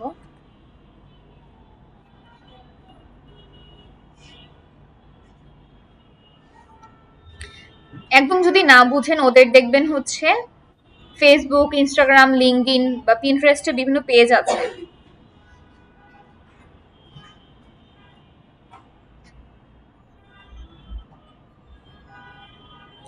আচ্ছা, বিজনেস টুলস, আচ্ছা এখান থেকে কোনো ডোমেন বা হোস্টিং পারচেস করেছে, এভাবে হচ্ছে গুগল থেকে দেখে দেখে আপনাকে বের করে নিতে হবে যে কিভাবে করতে হয়। আচ্ছা, বিজনেসের আমরা যখন মেল একটা ক্রিয়েট করি, আমরা কিন্তু নিজেদের মতো করে মেলের নাম দিতে পারি না, আমাদেরকে কিছু সাজেস্ট করে এর মধ্যে থেকেই দিতে হয়। বাট যারা বিজনেসের জন্য ওপেন করে তাদের কিন্তু একটা নির্দিষ্ট নাম থাকে। সো এটা তারা পেইড ভার্সনে করে। এইভাবেই হচ্ছে বিভিন্ন সাইট থেকে ডোমেন অ্যান্ড হোস্টিং পারচেস করে তাদের মেলটা ক্রিয়েট করতে হয়। আমরা তো ফ্রিতে করি, তো হচ্ছে বিভিন্ন কোম্পানি এভাবে করতে থাকে। সো এই ধরনের যদি কোনো এক্সপেন্স হয়, সেটা হচ্ছে ডোমেন অ্যান্ড হোস্টিং এ যাবে। এর জন্য ফার্স্টে আমাদের কি করতে হবে, আমাদের হচ্ছে একটা চার্ট অফ অ্যাকাউন্ট ক্রিয়েট করতে হবে। এটা আমি সিলেক্ট করলাম, এটা তো অ্যাডভার্টাইজিং এর আন্ডারে হবে না। ফার্স্টে আমি এডিটে ক্লিক করব। ক্লিক করার পর টাইপ সিলেক্ট করব এক্সপেন্স। অ্যাকাউন্ট সিলেক্ট করতে হবে, আমি এখান থেকে চার্ট অফ অ্যাকাউন্ট এই সেন্টার থেকে অ্যাড করে নিতে পারবো। এটা হচ্ছে আমার এক্সপেন্সের আন্ডারে হবে।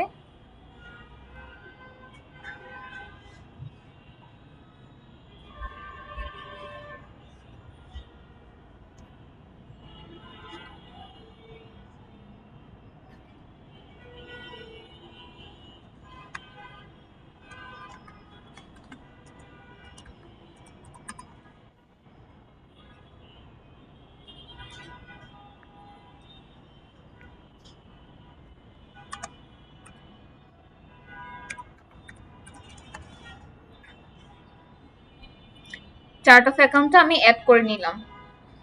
এখন ডোমেন এন্ড হোস্টিং সিলেক্ট করেছি, এখানে দিব আমি ভ্যাট এক্সামটেড। এখন আমি অ্যাপ্লাই এন্ড অ্যাকসেপ্টে ক্লিক করব। তো সফটওয়্যার থেকে যেটা আমাকে সাজেস্ট করেছে সেটা কিন্তু ঠিক ছিল না।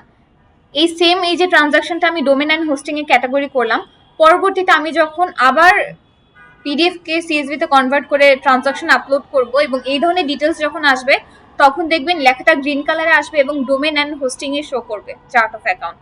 তো একবার যখন আমরা করব, আমরা যদি এমন কোনো ক্লায়েন্টের কাজ পাই যে ক্লায়েন্ট আগে কাজ করে এসেছে, মেইনলি প্রত্যেকের একটা বিজনেসের ক্যাটাগরি থাকে, একটা এক্সপেন্সের ক্যাটাগরি থাকে, কোম্পানি টু কোম্পানি ভ্যারি করে, এবং ক্লায়েন্টের 2টা বা 3টা ব্যাংক থাকে। তো আগে যদি সে কাজ করে আসে, পরবর্তীতে আপনি যদি কাজ পান, যেমন 2023 সালের কাজ অন্য কোনো ক্লায়েন্টকে দিয়ে করিয়েছে, 24 সালের জন্য ক্লায়েন্ট আপনার অন্য কাউকে দিয়ে করিয়েছে, 24 সালের জন্য অ্যাজ এ বুককিপার হিসেবে আপনাকে হায়ার করলো, যে 24 সালের সবগুলো রিকনসাইল করে দিতে হবে। তো আপনি যখন পিডিএফটাকে সিএসভি তে কনভার্ট করে আপলোড করবেন, দেখবেন অটোমেটিক অনেকগুলো ট্রানজাকশন ক্যাটাগরি নিয়ে নিবে কারেক্টলি, কজ আগে করা হয়েছে। তো এক একটা কোম্পানির এক্সপেন্সের ধরন, ক্যাটাগরি প্রায় সিমিলারই থাকে। তো এটা একটা ইজি ওয়ে। আর যদি একদম ফ্রেশ হয়, তখন হচ্ছে আপনাকে প্রত্যেকটা খুঁজে খুঁজে নিতে হবে।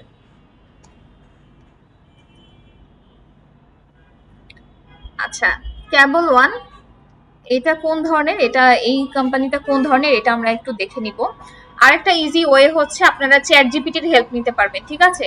চ্যাট জিপিটিতে আপনারা যদি কোম্পানি ডিটেলসটা দেন, অনেক ইনফরমেশন এই কোম্পানি সম্পর্কে পাবেন, সেখান থেকে আপনি নিতে পারবেন। সো আপনাকে গুগল করে chat GPT, LinkedIn, Facebook, Instagram বা পিন্টারেস্ট বিভিন্ন পেজ আছে, যে যত বেশি খুঁজে বের করতে পারবে, আইডেন্টিফাই করতে পারবে, সে তত ভালোভাবে ইজিলি চার্ট অফ অ্যাকাউন্ট ক্যাটাগরিটা আইডেন্টিফাই করতে পারবে।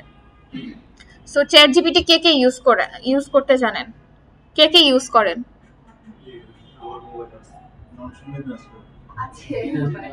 কি আপনারা কেউ চ্যাট জিপিটি ইউজ করেন না? এটা মানে আমরা তো চ্যাট জিপিটি, আচ্ছা এটা অনেক ইম্পর্টেন্ট টুল, এখন থেকে ইউজ করবেন, এখন থেকে রেগুলার লাগবে। আচ্ছা, যেমন আমি দেখাবো,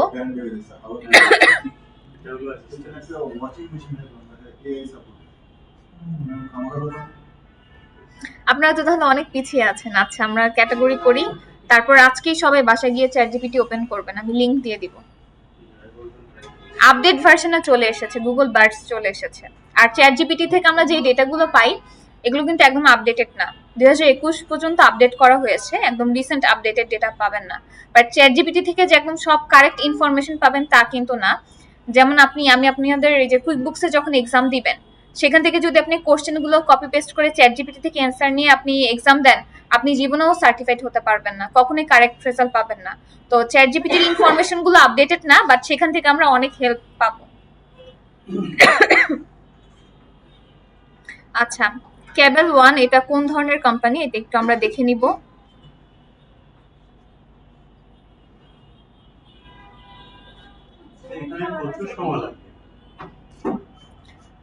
আপনাকে তো সময় নিয়ে করতে হবে, ক্লায়েন্ট তো আপনাকে এমনি এমনি ডলার দিবে না।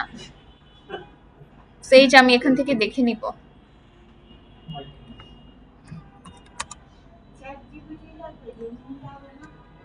হ্যাঁ, আমরা গুগল থেকে করতে পারবো, চ্যাট জিপিটির হেল্প নিতে পারবো, হ্যাঁ সেটাও হবে। আপনি যখন এগুলো রিসোর্স গুলো ইউজ করবেন, যেখান থেকে আপনি এক এক জায়গা থেকে এক একটা ভালো রেজাল্ট পাবেন, তো সেইভাবে আপনাকে ইউজ করতে হবে।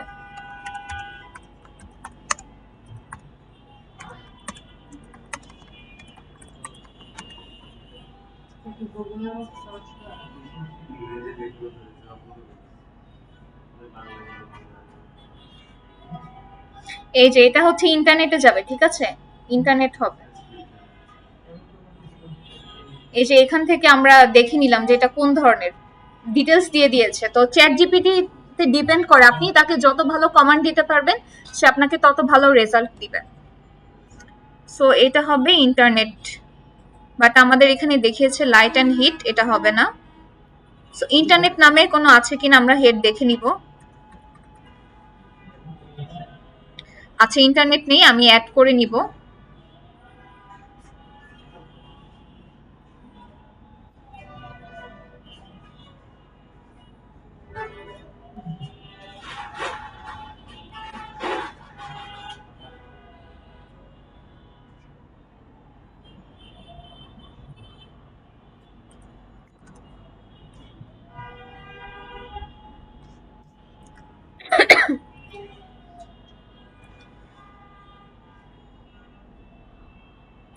এবার আমি অ্যাড করে দিব। তো আমাদের আরো কিছু আছে, এটা সাবস্ক্রিপশনে যাবে, দেন এটা অ্যাডই যাবে, ব্রেইন,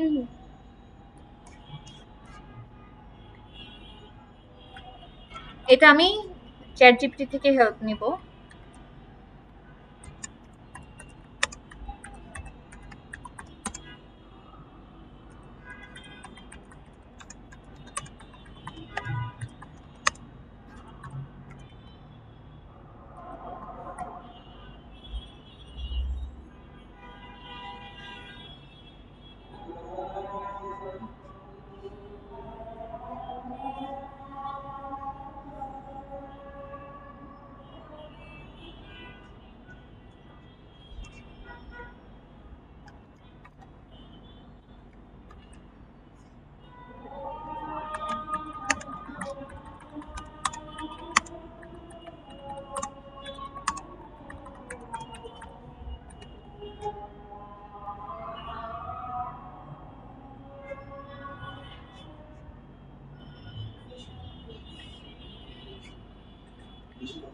এখান থেকে আমাদের একদম এখানে যা যা দিবে সব যে সঠিক তাও না, তাও আমাদের আইডেন্টিফাই করে নিতে হবে। মাঝে মধ্যে ক্লায়েন্টের কাছেও জিজ্ঞেস করা যেতে পারে। সো এখানে যা যা দিয়েছে এর মধ্যে থেকে একটা হবে। সো আমরা প্রফেশনাল ফিসটাই সিলেক্ট করব।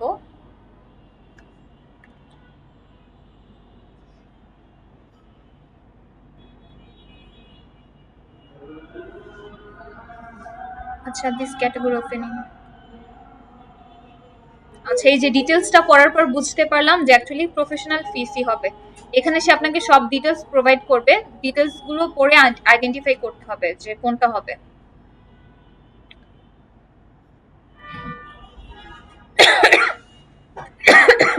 এক্সপেন্স, আরো ক্ষেত্রে প্রফেশনাল ফিস হয়, যেমন ফাইবার থেকে যদি ক্লায়েন্ট আপনাকে হায়ার করে, আপনি তার কাজ করে দিলেন, তো এই সেখানেও কি প্রফেশনাল ফিস বা এই ধরনের হেড আসবে। এটা আমি অ্যাড করে নিব, অ্যাড করা নেই।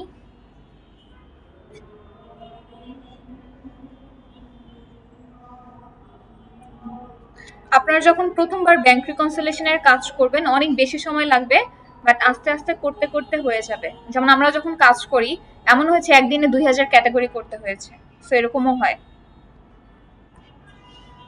Apply and accept.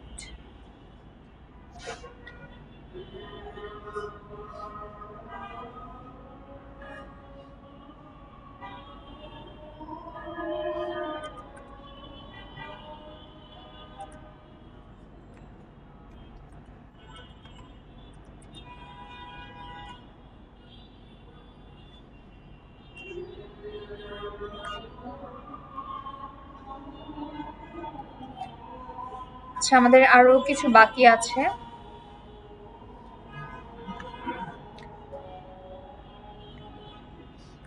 এটা কোন ধরনের কোম্পানি এটা একটু আমরা দেখে নেই। এইভাবে কিন্তু আইডেন্টিফাই করতে হবে। আপনার যদি 20,000 ট্রানজাকশন থাকে এইভাবে আপনাকে আইডেন্টিফাই করে করেই করতে হবে। আর আপনার অন্যান্য যে কোনো কাজের থেকে ব্যাংক রিকনসিলিয়েশনের কাজের পেমেন্ট হাই।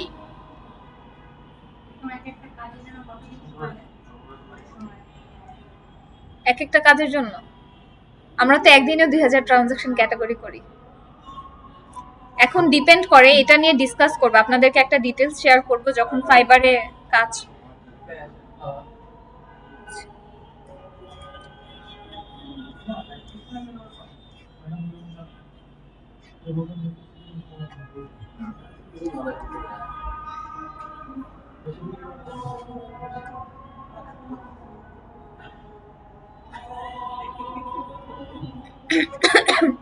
আচ্ছা, এখান থেকে আমরা কোনো সার্ভিস, আচ্ছা অ্যাকাউন্টিং, ফাইলিং হিস্ট্রি, অ্যাকাউন্টস, এখান থেকে কোনো অডিট বা অ্যাকাউন্টস এর কাজ করা হয়েছে, কোনো সার্ভিস নেওয়া হয়েছে, সো এটা আমি প্রফেশনাল ফিস এর আন্ডারে ক্যাটাগরি করব।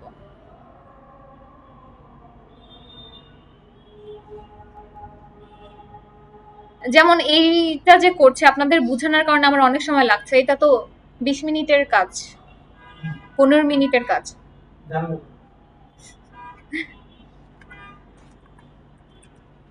আরো ফাস্ট করলে 5-6 মিনিটের মধ্যেও করা যাবে। এটা একদম ছোট ছিল স্টেটমেন্টটা। দেন 0।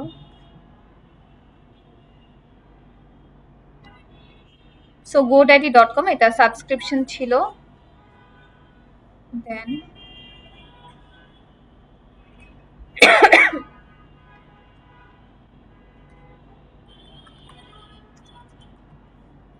এভাবে খুঁজে খুঁজে বের করতে পারবেন তো কোনটা কোথায় হবে?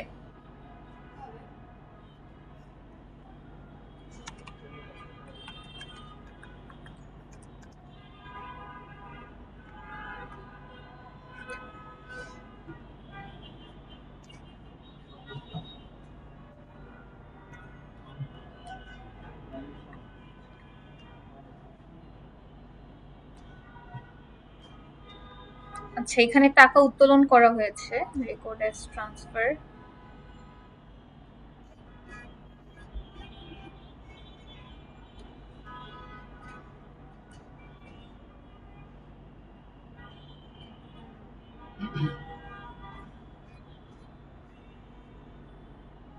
আপনারা অ্যাকাউন্ট হেড ক্রিয়েট করেছিলেন না, পার্টনার ওয়ান্স ড্রয়িং, সো সেখানে অ্যাড করে দিবেন। এটা আমি অ্যাড করে দিলাম। এটা হচ্ছে advertising, edit, transaction type expense account.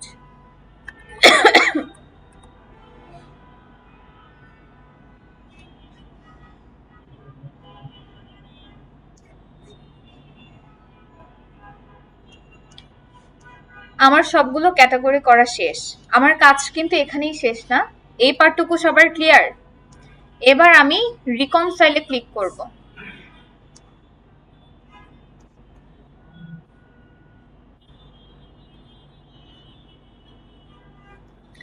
এখানে এসে আমি কোন ব্যাংকটা রিকনসাইল করতে চাচ্ছি সেটা সিলেক্ট করব।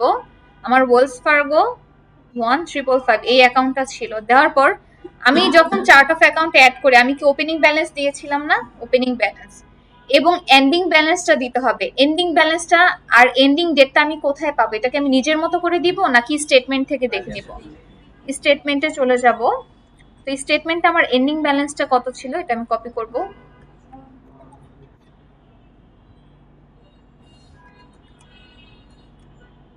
কপি হয়নি।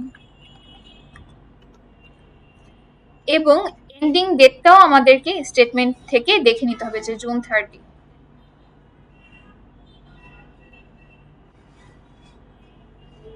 আচ্ছা, আমি 24 দিয়ে করেছি, সো আমি 24 দিচ্ছি।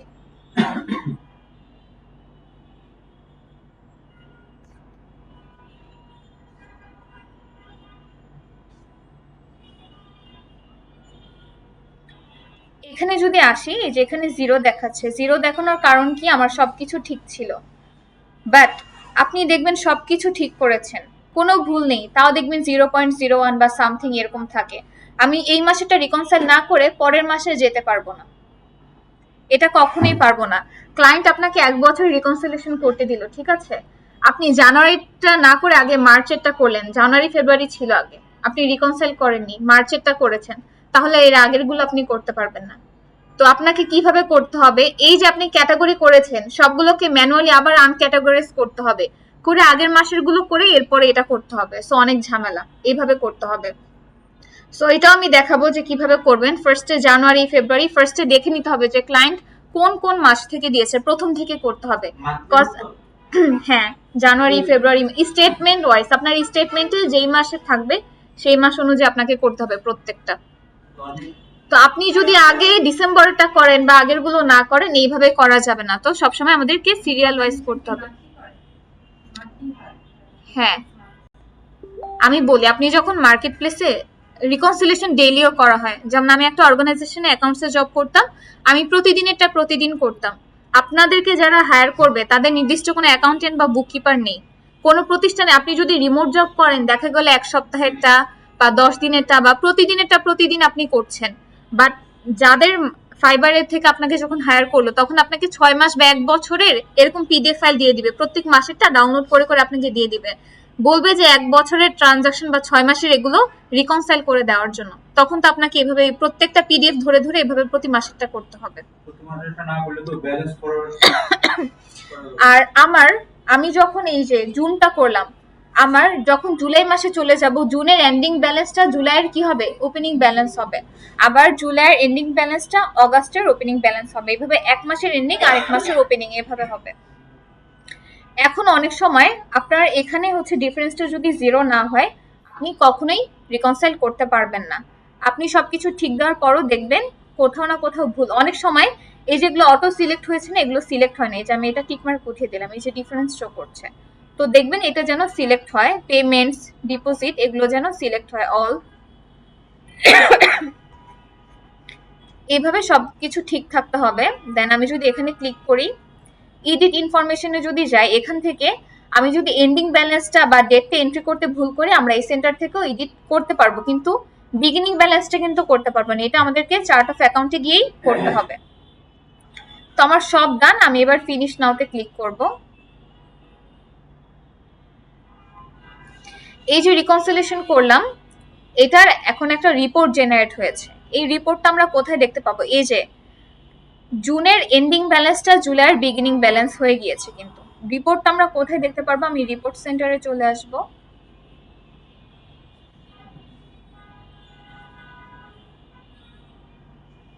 আসার পর এখানে আমি লিখবো রিকনসিলিয়েশন রিপোর্ট। এই যে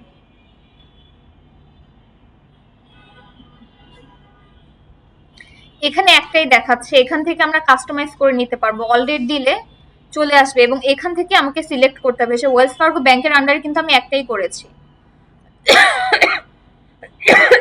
এই ব্যাংকের আন্ডারে কিন্তু আমি করিনি। তো এভাবে আমরা সিলেক্ট করে নিব যে কোন ব্যাংকেরটা আমি ডাউনলোড করব। এরপর আমি ভিউ রিপোর্টে ক্লিক করব।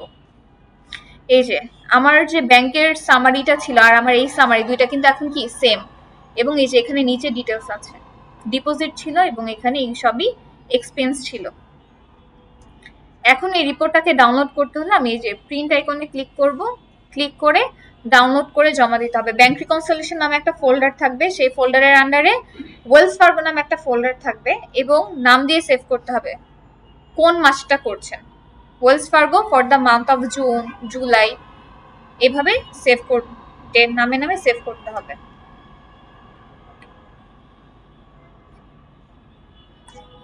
এখন এইটুকুর মধ্যে কারো কোনো কোয়ারিজ থাকলে করতে পারে।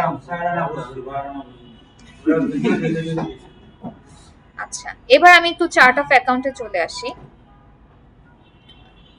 ব্যাংক রেজিস্টারে চলে যাই, ওয়েলস ফার্গোর অ্যাকাউন্ট হিস্ট্রিতে চলে যাব। আচ্ছা, এখানে আমার সব কি এখন চলে এসেছে। আগে কিন্তু এত ডেটা ছিল না, এর আন্ডারেই তো রিকনসাইল করেছি। এখানে আর লেখা আছে না, এই আর লেখা থাকার একটা মানে আছে। আমি একটু ডুপ্লিকেট করি।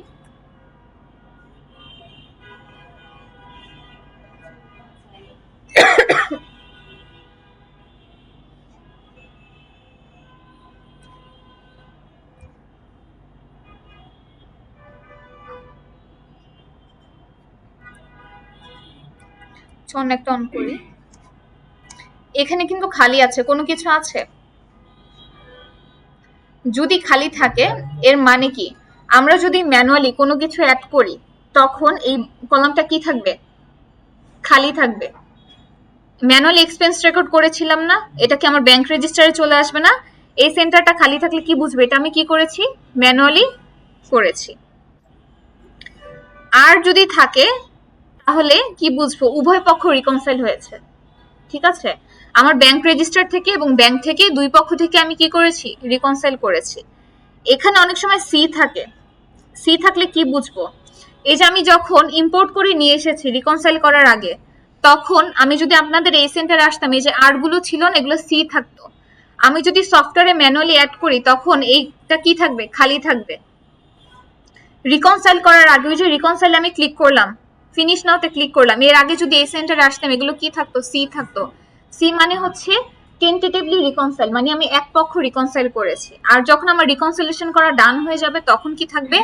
আর আর লেখা থাকলে আমরা বুঝবো হচ্ছে আমার ব্যাংক রেজিস্টার এবং ব্যাংক দুই পক্ষেই রিকনসাইলেশন করা ডান। তো যদি খালি থাকে, খালি থাকার মানে হচ্ছে আমি ম্যানুয়ালি অ্যাড করেছি। যদি সি থাকে এক পক্ষ রিকনসাইল, আমি এটা ইম্পোর্ট করেছি, ইম্পোর্ট করে নিয়ে এসেছি। আর যদি আর থাকে তার মানে হচ্ছে উভয় পক্ষ রিকনসাইলেশন করা ডান। এখন যদি ভুল করেন, হ্যাঁ, জানুয়ারিটা করেননি, ফেব্রুয়ারিটাও করেননি, মার্চেরটা করেছেন, এর আগের মাসের গুলো করতে হবে। কিভাবে করবেন? প্রত্যেকটাকে ম্যানুয়ালি সি করতে হবে, সি করে করে সেভ করতে হবে। করার পরে আপনি আগেরগুলো করতে পারবেন। করার পরে এই সেন্টারে এসে আবার প্রত্যেকটাকে আর করে সেভ করে দিতে হবে। সি করার মানে কি, আমি কি বলেছিলাম, রিকনসিলিয়েশন করার আগে ইম্পোর্ট করার পর যদি আমি এই সেন্টারে আসি, এগুলো সি লেখা থাকবে না। আমি যদি সবগুলো সি করে দিই তাহলে আমার কি আবার ওপেন হয়ে যাবে। আর যদি আর দেওয়া থাকে এই মাস পর্যন্তই লক হয়ে যাবে। তো যদি ভুল করেন, ভুল করলে ব্যাংক রেজিস্টারে চলে আসবেন, সবগুলো আরকে সি করবেন, সি করে আগেরগুলো রিকনসিলিয়েশন করে ব্যাংক রেজিস্টারে এসে সবগুলো সিকে আর করে সেভ করে দিতে হবে। এটা ম্যানুয়ালি একটা একটা করে করতে হবে, এর জন্য ভুল করা যাবে না।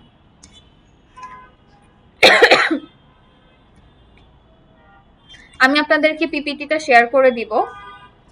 এটা তো আমি একটা করেছি, এখানে আরো আছে। এটা হচ্ছে মে আছে,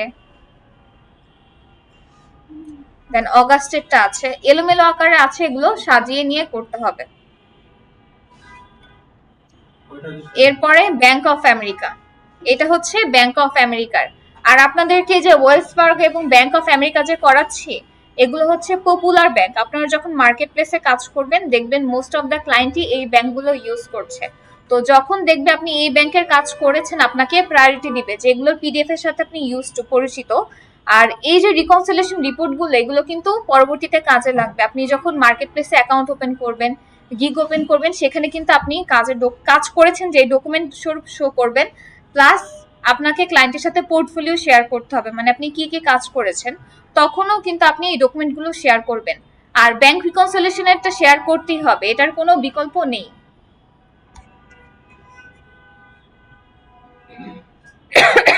এটা হচ্ছে ব্যাংক অফ আমেরিকার।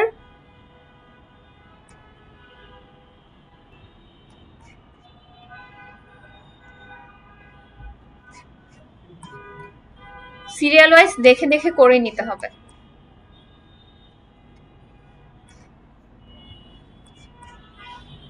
আচ্ছা, এটা তো গেল ব্যাংক। এবার আমরা দেখবো হচ্ছে ক্রেডিট কার্ড রিকনসিলিয়েশন।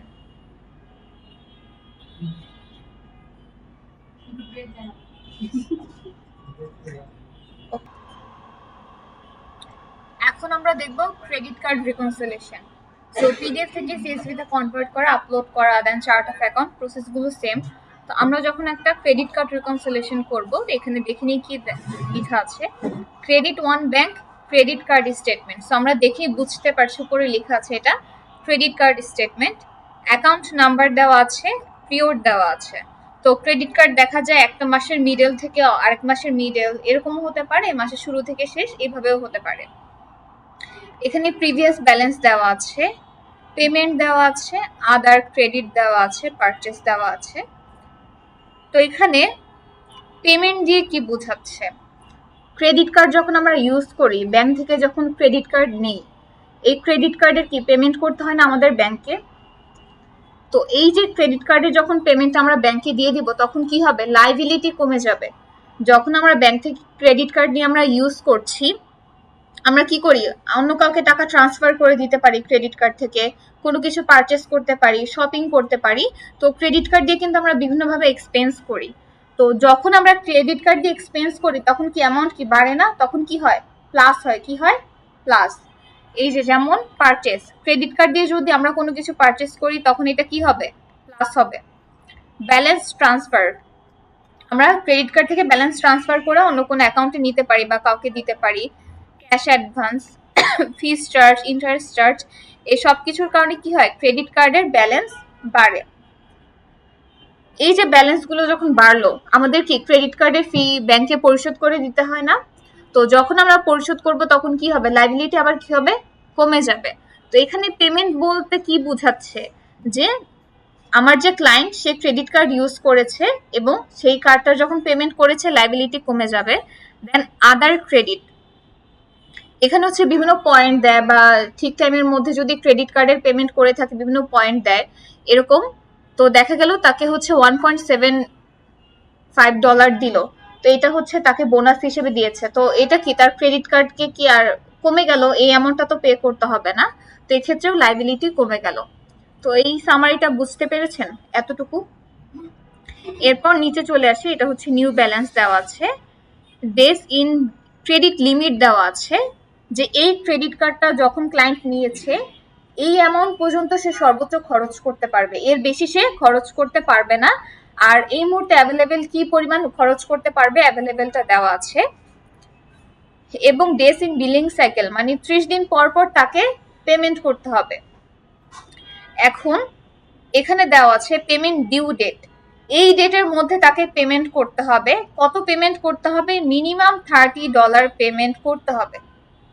এই নির্দিষ্ট ডেটের মধ্যে যদি সে $30 পেমেন্ট না করে তাহলে জরিমানা স্বরূপ তাকে লেট ফি পেমেন্ট করতে হবে $39। আবার যদি একটু সামারি করি, ক্লায়েন্টের ক্রেডিট কার্ডের লিমিট দেওয়া আছে $1700 পর্যন্ত সে সর্বোচ্চ খরচ করতে পারবে। এবং অ্যাভেলেবেল ক্রেডিট এখনো $1510 অ্যাভেলেবেল আছে। প্রতি 30 দিন পর পর তাকে পেমেন্ট করতে হবে। এখানে একটা ডেট দেওয়া আছে, এই ডেটের মধ্যে যদি সে মিনিমাম $30 পেমেন্ট না করে, যত খরচ করেছে তার মধ্যে $30 যদি পেমেন্ট না করে, লেট ফি বাবদ তাকে $39 পেমেন্ট করতে হবে। আর যখন আমরা ক্রেডিট কার্ড ব্যবহার করে থাকি, কোনো কিছু পারচেস করি, ক্যাশ অ্যাডভান্স করি, যে কোনো অ্যাক্টিভিটি করি না কেন, এটা টাকাটা তো ক্লায়েন্টের না, এটা কি ব্যাংকের টাকা না? তো ক্লায়েন্ট যখন খরচ করছে লাইবিলিটি বাড়ছে। আবার যখন ক্রেডিট কার্ডের বিলটা পরিশোধ করে দিবে তখন কি হয়ে যাবে? লাইবিলিটি কমে যাবে।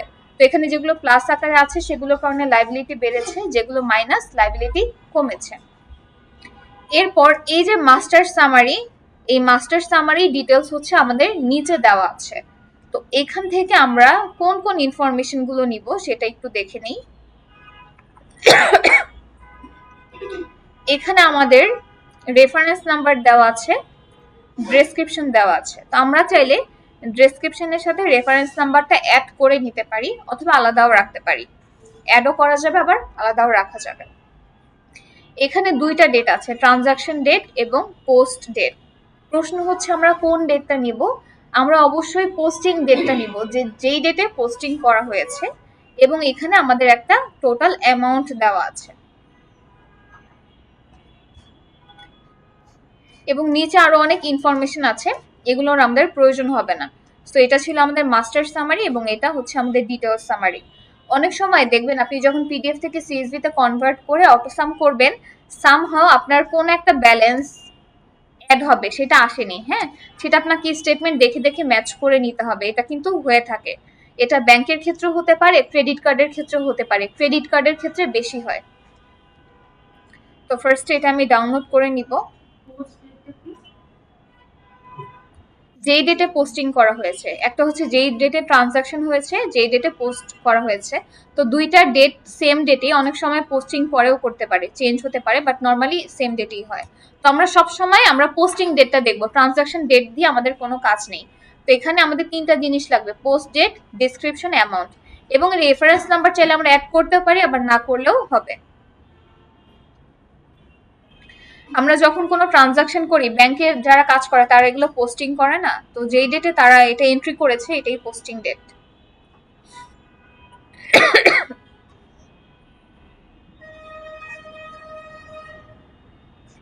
তো এটা আমরা কনভার্ট করব, একটু ব্যাকে চলে যাই, এটা করব রিকন হেল্প দিয়ে।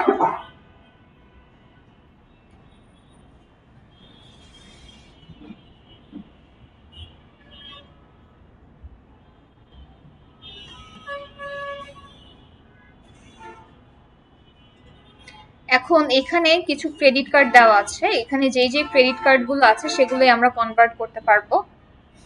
তো আমরা কনভার্ট করব হচ্ছে ক্রেডিট 1।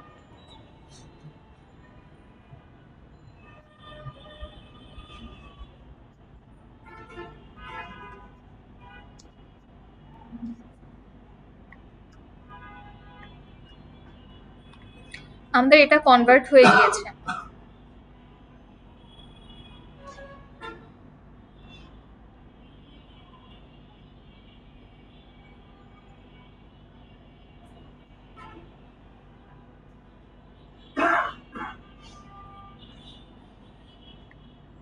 এখন আমাদেরকে ডেটটা চেঞ্জ করতে হবে। তো আমরা দেখে নিব আমাদের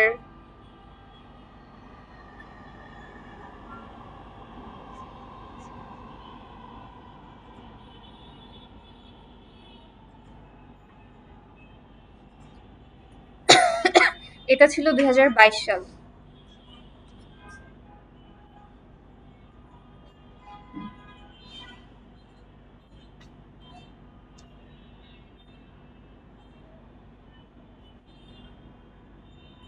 ফার্স্ট ডেট, দেন মান্থ, দেন ইয়ার। ওকে, আচ্ছা চেঞ্জ হয়েছে। অনেক সময় যখন আপনি এভাবে কনভার্ট করে চেঞ্জ করতে চাইবেন, হ্যাঁ, অনেক সময় কিন্তু চেঞ্জ হয় না। আমি যে ফর্মুলাটা ফলো করলাম এটাতেও কিন্তু অনেক সময় হয় না, প্রবলেম দেখা দেয়। 2480 হ্যাঁ, এটা আমি চেঞ্জ করে নিচ্ছি। এবার আমি এটাকে চেঞ্জ করব।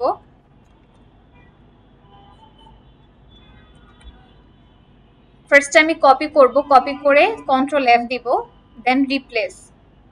ফাইন্ড হোয়াট, আমি 2024 কে রিপ্লেস করব হচ্ছে 20/2022, দেন রিপ্লেস অলে ক্লিক করলেই আমার হচ্ছে 10টা ডেট রিপ্লেস হয়ে যাবে।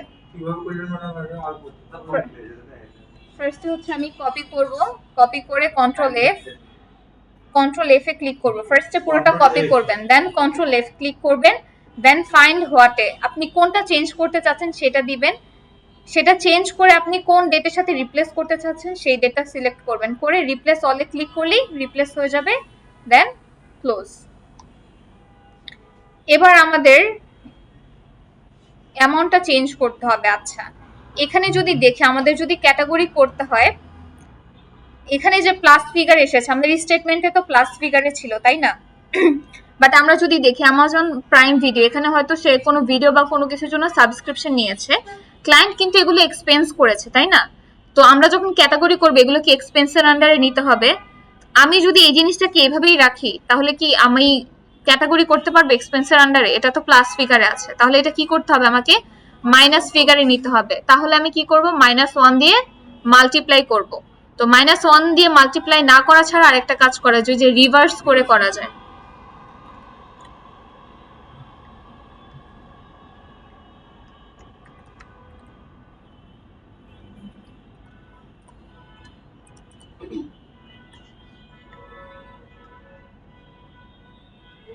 আচ্ছা, এটা অটোসাম করে নিলাম। একটা জিনিস নোট করে রাখেন, ভালো করে নোট করে রাখেন, আমরা যখন ব্যাংক স্টেটমেন্ট কনভার্টার করি, হ্যাঁ, আমরা অটোসাম করে -1 ফর্মুলা ইউজ করে অটোসাম করি, তাই না?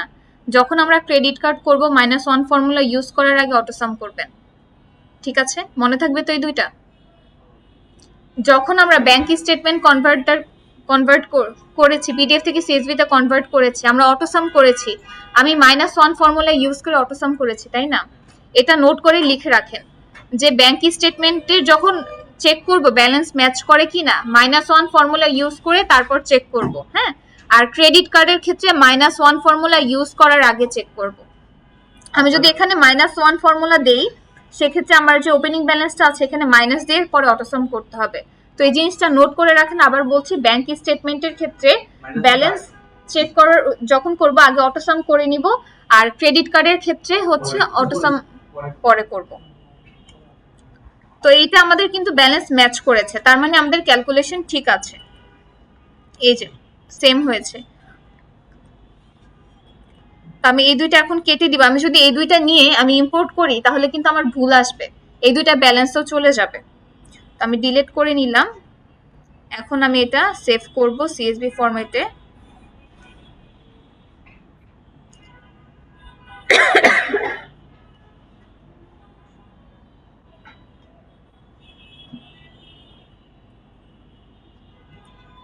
আমার আরেকটা কাজ বাকি, আমি চেক করে নিব যে এই নামে আমার কোনো চার্ট অফ অ্যাকাউন্ট অ্যাড করা আছে কিনা সফটওয়্যারে। এর জন্য আমাকে চার্ট অফ অ্যাকাউন্টে চেক করে দেখতে হবে। তো আমরা যখন কোনো ক্লায়েন্টের কাজ পাবো আমরা তো আর জানি না, আমাদের এসে কি করতে হবে, চার্ট অফ অ্যাকাউন্টে চেক করে নিতে হবে। সো আমি এখানে চেক করে নিব।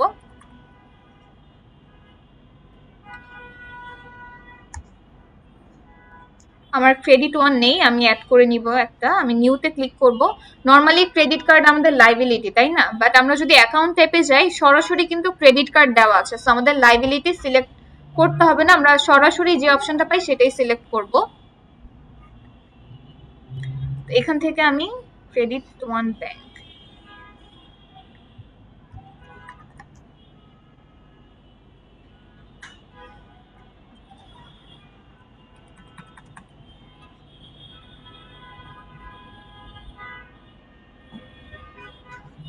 এবং অ্যাকাউন্ট নাম্বারের লাস্ট 4টা ডিজিট নিয়ে নিব। আপনারা যখন রিয়েল লাইফে কাজ করবেন, ক্লায়েন্টের যে অ্যাকাউন্ট থাকে লাস্ট যে 4টা ডিজিট থাকে সেটা তারা অ্যাড করে নেয়। তো আমাদের কাছে তো এখন স্টেটমেন্ট আছে, এখান থেকে দেখে আমরা অ্যাড করে নিতে পারবো। এখানে ওপেনিং ব্যালেন্স দিতে হবে এবং অ্যাজ অফ ডেট দিতে হবে। ওপেনিং ব্যালেন্স কি করব, আমরা এখান থেকে নিয়ে নিব।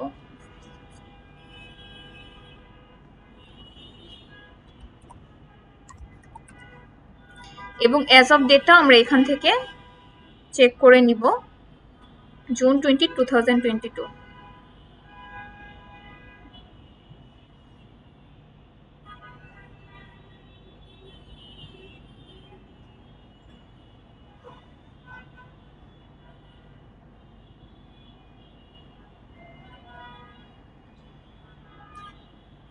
সো নাম্বার দেওয়াটা ম্যান্ডেটরি না, আমি দিচ্ছি না, আমি এবার সেভ করে দিব।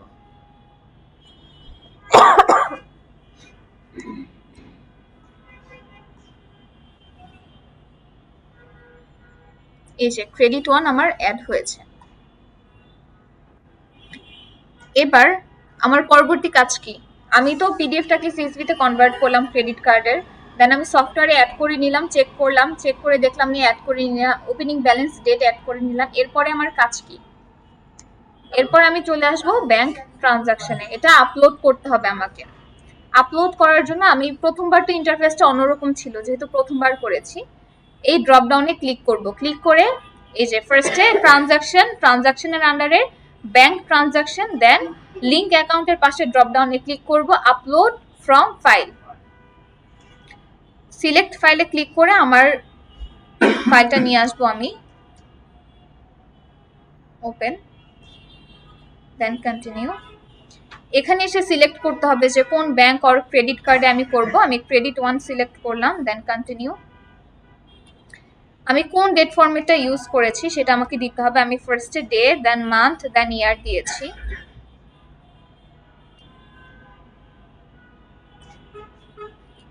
সবকিছু ঠিক আছে। আমি অ্যামাউন্টের জন্য একটা কলাম ইউজ করেছি, দেন আমি কন্টিনিউতে ক্লিক করব। এখানে এসে আমি রিভার্স অল ভ্যালুতে ক্লিক করব, ওই যে আমি -1 ফর্মুলা ইউজ করিনি। আমি যদি -1 ফর্মুলা ইউজ না করি, ক্লায়েন্ট ক্রেডিট কার্ড দিয়ে যে এক্সপেন্সগুলো করেছে সেইটা তো এক্সপেন্সে আসবে না, তাহলে কি আমার রিপোর্ট ভুল হবে?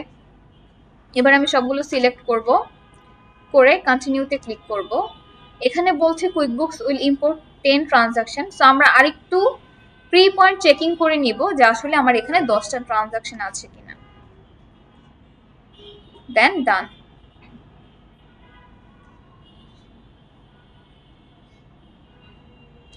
এগুলো কিন্তু অনেক করছেন ছোট ছোট, আমার কাছে একটা আছে 3000 ট্রানজাকশনের, এটাও দিব প্র্যাকটিস করার জন্য।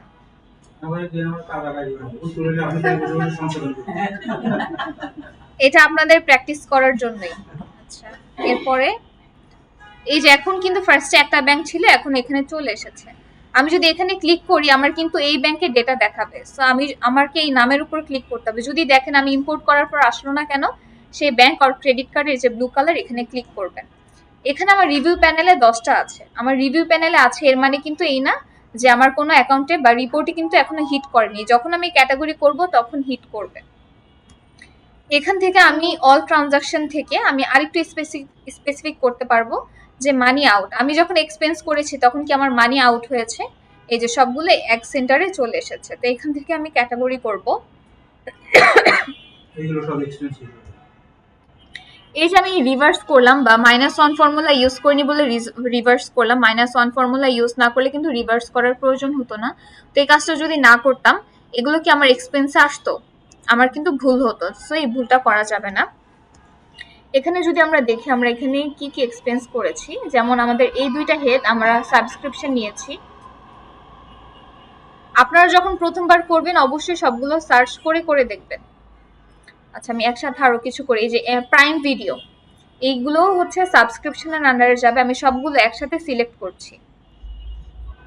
সিলেক্ট করে আমি এডিটে ক্লিক করব। ক্লিক করে ট্রানজাকশন টাইপ হচ্ছে আমার এক্সপেন্স। আমি সবগুলো একসাথে সিলেক্ট করার কারণ কি, এগুলো হচ্ছে সবই সাবস্ক্রিপশনের আন্ডারে যাবে। আমি দেখে আইডেন্টিফাই করতে পেরেছি, বাট আপনারা যখন প্রথমবার করবেন আপনারা তো বুঝতে পারবেন না, সবগুলো খুঁজে খুঁজে দেখে করতে হবে।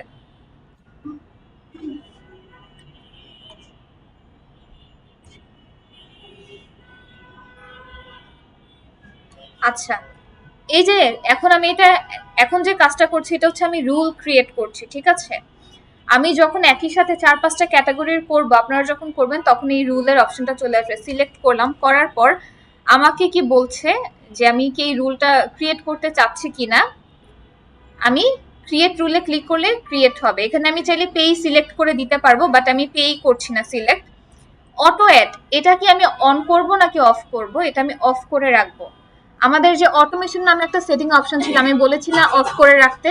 তার মানে আমার এই যে ক্রেডিট পিরিয়ড যখন শেষ হবে, আমার অটো হচ্ছে পেমেন্ট রিসিভ অ্যাপ্লাই দেখাবে যদি আমি না করে থাকি। এই অটো অ্যাডটা যদি আমি রুলে অ্যাড করে রাখি তাহলে কি হবে? আমি ফি ইম্পোর্ট করার পর আমরা কোথায় দেখতে পাই? রিভিউ প্যানেলে দেখতে পাই না?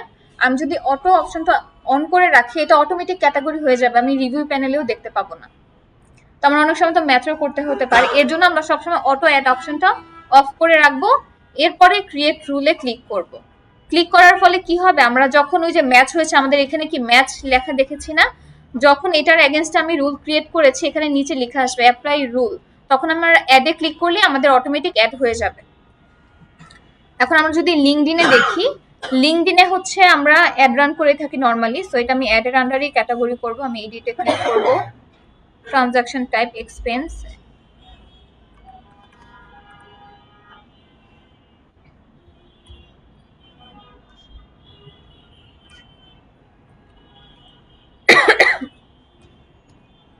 দেন এখানে আমাদের এটা টেলিফোনের আন্ডারে যাবে।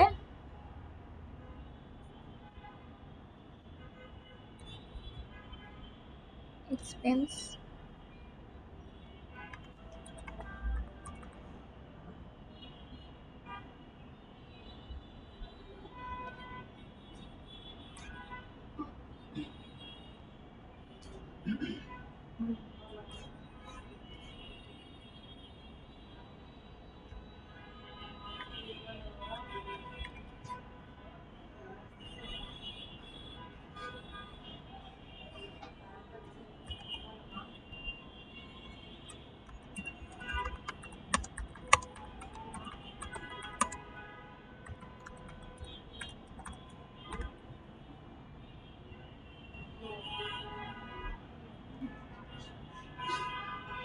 নর্মালি এখান থেকে আমরা কোনো সাবস্ক্রিপশন নিয়েছি, এর জন্য হয়েছে। সো এটা আমি সাবস্ক্রিপশনের আন্ডারে করব। এখানে কিন্তু আমার সফটওয়্যার থেকে যেটা সাজেস্ট করেছে সেটা কিন্তু ঠিক ছিল না। আচ্ছা, চ্যাট জিপিটি থেকে যখন আমি করব, সেটাও যে অলওয়েজ কারেক্ট হবে তাও কিন্তু না, ঠিক আছে? 3 পয়েন্ট চেক করে খুঁজে দেন করতে হবে।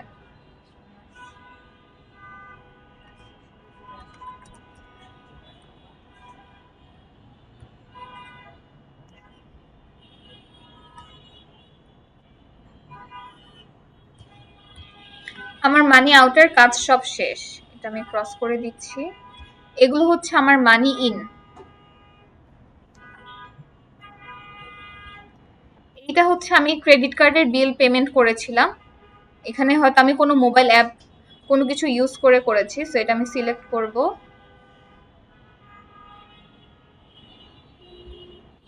ট্রান্সফার, নর্মালি আমাদের কোনো ব্যাংক অ্যাকাউন্ট থেকেই তো আমরা ক্রেডিট কার্ডের বিল পেমেন্ট করে থাকি। সো আমি এখানে ওয়েলস ফার্গো ব্যাংক সিলেক্ট করলাম। আচ্ছা, এখানে তো এই সেন্টার থেকে আমরা করতে পারবো, যেমন record as credit card payment. কোন ব্যাংক থেকে ক্রেডিট কার্ডের পেমেন্ট করেছি, এখানে কিন্তু আমি ক্রেডিট কার্ডের পেমেন্টটা করছি।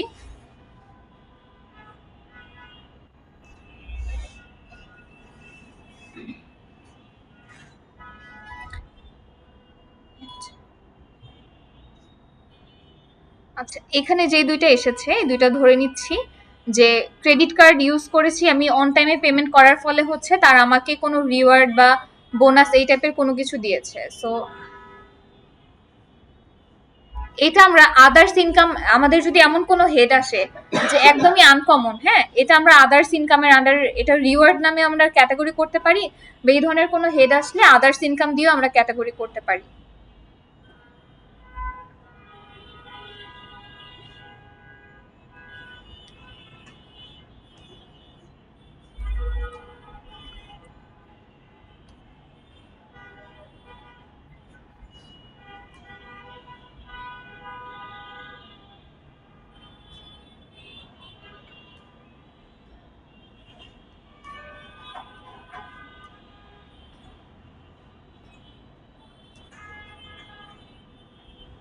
আমি একটা রাখি।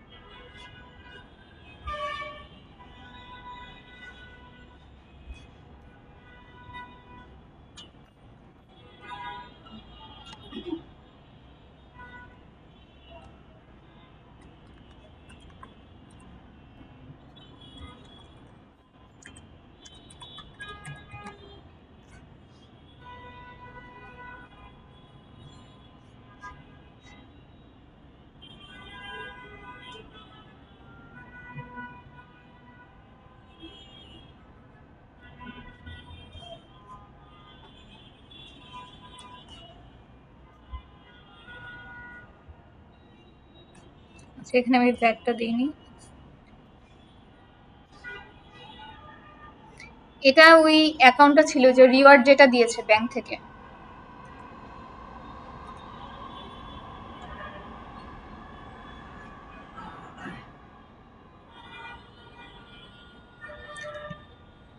আমার সবগুলো ক্যাটাগরি করা ডান।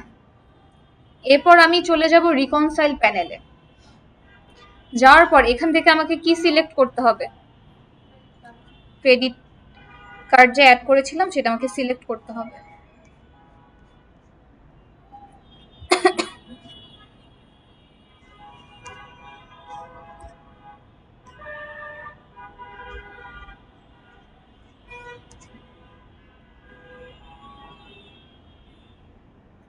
এই সেন্টারটা আমি একটু রিলোড দিই, তাহলে আসবে।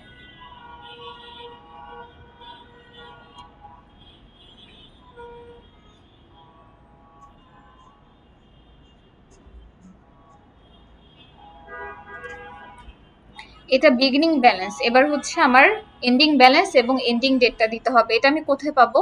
এটা পাবো আমি স্টেটমেন্ট থেকে।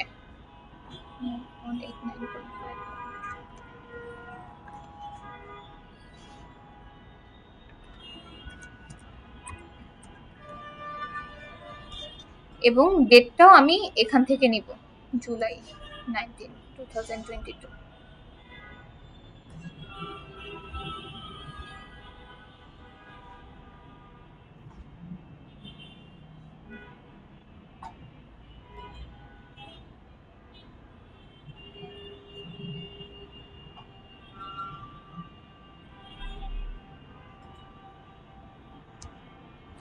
এবার স্টার্ট রিকনসাইলে ক্লিক করব। আচ্ছা, এখানেও জিরো হয়েছে, বাট আপনারা যখন করবেন কয়েকজন দেখবেন কোনোভাবে আপনি জিরো করতে পারছেন না। সামহাও এই যে একটা দুইটা এই যে এরকম টিক মার্ক অনেক সময় আমার এখানে অটোমেটিক শো করছে, বাট অনেক সময় আসে না। দেখবেন এখানে কোনো কিছুই শো করছে না, এরকম প্রবলেম হতে পারে। চার্জ দেন পেমেন্ট এগুলো ক্লিক করে করে ভালো করে দেখবেন কোনটা টিক মার্ক উঠানো আছে, এভাবে 3 পয়েন্ট চেক করে নেবেন। চেক করে এরপর আমার কিন্তু এখন ব্যালেন্স জিরো হয়েছে। এখানে যদি 0.01ও থাকতো তাও কিন্তু আমি রিকনসাইল করতে পারবো না যতক্ষণ না জিরো হয়। এখন আমি ফিনিশ নাওতে ক্লিক করব। তো এই রিপোর্টটা আমাকে ডাউনলোড করতে হলে আমি কোথায় চলে যাব? রিকনসিলিয়েশন রিপোর্টে চলে যাব। এখান থেকেও দেখা যাবে, এই যে একটা হচ্ছে রিকনসিলিয়েশন রিপোর্ট থেকে আমরা দেখতে পারি, আরেকটা হচ্ছে এই সেন্টার থেকে।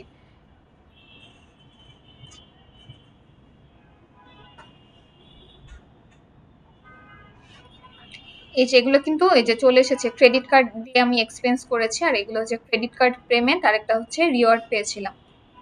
আর এই যে মাস্টার সামারি প্রপারলি চলে এসেছে। এখন এটাকে ডাউনলোড করতে হবে এই প্রিন্ট আইকনে ক্লিক করে। সো এই সেন্টার থেকে আমরা যেতে পারবো, আরেকটা হচ্ছে রিকনসিলিয়েশন রিপোর্টে গিয়ে করতে পারবো। ক্রেডিট কার্ড রিকনসিলিয়েশন নামে, ব্যাংক রিকনসিলিয়েশন নামে একটা ফোল্ডার থাকবে, ক্রেডিট কার্ড রিকনসিলিয়েশন নামে আরেকটা ফোল্ডার থাকবে। হ্যাঁ, এই ফোল্ডারের আন্ডারে হচ্ছে ওয়েলস ফার্গো ব্যাংক নামে একটা ফোল্ডার থাকবে, ব্যাংক অফ আমেরিকা নামে একটা ফোল্ডার থাকবে। আর ক্রেডিট কার্ডের ক্ষেত্রে ক্রেডিট 1 দিব, আর একটা হচ্ছে ক্যাপিটাল 1 নামে দিব। এভাবে ফোল্ডার করে ফোল্ডারের আন্ডারে পিডিএফ গুলো রাখতে হবে। এখন আপনারা কোশ্চেন যদি কোনো আশা করতে পারেন এই রিলেটেড।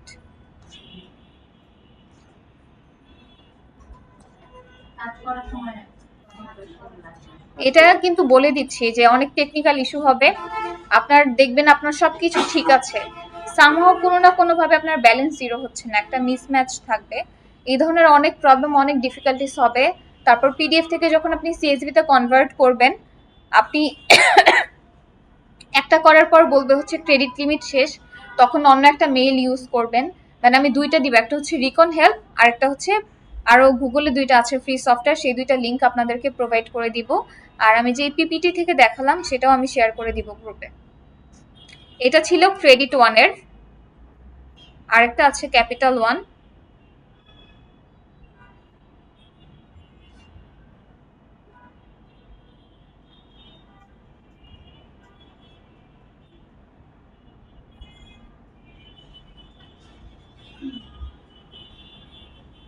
আচ্ছা, ক্যাপিটাল ওয়ানের ক্ষেত্রে কি হবে, আপনার এই ব্যালেন্সটা নিউ ব্যালেন্সের সাথে ম্যাচ করবে না। হ্যাঁ, দেখবেন কি কোন একটা ব্যালেন্স মিসম্যাচ আছে, এটা যখন আপনি কনভার্ট করবেন দেখবেন কোন একটা হয়তো আসেনি, এটা আপনাকে খুঁজে বের করতে হবে যে অ্যাকচুয়ালি আমার কোন অ্যামাউন্টটা কম আছে, ওইটা আপনাকে ম্যানুয়ালি অ্যাড করে নিতে হবে। এইটা এই ক্যাপিটাল ওয়ানের ক্ষেত্রে হয়ে থাকে, দুই একজনের এই প্রবলেমটা হবে। তো আপনি ম্যাচ করে দেখবেন, আপনি অটোসাম যখন করবেন তখন তো আপনি খুঁজে বের করতে পারবেন যে কত অ্যামাউন্ট কম আছে, তখন আপনি ট্রানজাকশন থেকে দেখে দিবেন যে আসলে কোনটা আসেনি, কোন অ্যামাউন্টেরটা আসেনি, তখন সেটা ম্যানুয়ালি অ্যাড করে নিতে হবে সিএসভি ফাইলে। সো এটা অনেকের হতে পারে, ক্যাপিটাল ওয়ানের ক্ষেত্রে এই প্রবলেমটা হয়। আর যেই ব্যাংক স্টেটমেন্ট আর ক্রেডিট কার্ড গুলো দিচ্ছে এগুলো কিন্তু ফেমাস, মানে মোস্ট অফ দা ক্লায়েন্ট এগুলোই ব্যবহার করে থাকে। অ্যাটেন্ডেন্সটা নিয়ে নিই আপনাদের, যেহেতু কোশ্চেন নেই। ম্যাডাম এই তিনটা করেই করতে হবে। প্রত্যেক মাসে তো 3 মাসের দিয়ে দিয়েছে। 3 মাসের থাকলে 3 মাসেরটাই করবেন। ম্যাডাম গত ক্লাস থেকে কথা ছিল। আচ্ছা, কোশ্চেন নিচ্ছি গত ক্লাস থেকে, আমি অ্যাটেন্ডেন্সটা নিয়ে নিই।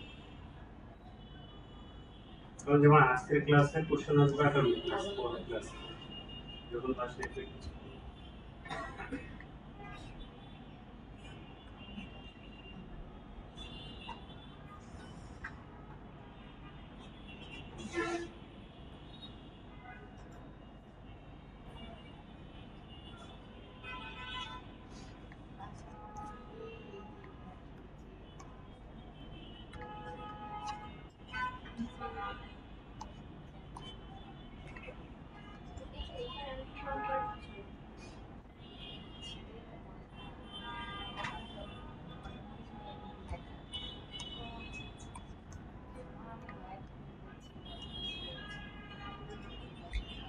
সাদিকা রহমান প্রেজেন্ট, মেহেদি,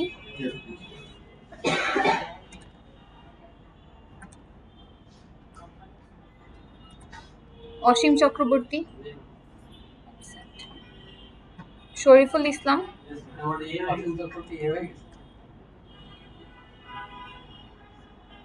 অসীম চক্রবর্তী তো অ্যাবসেন্ট না? ও আচ্ছা, আপনি। আচ্ছা, আমি কামাল হোসেন প্রেজেন্ট, শরীফ হাসান প্রেজেন্ট, রবিন দেওয়ান অ্যাবসেন্ট, এমডি মনিরুল ইসলাম। আপনি আগের ক্লাসে আসেননি কেন?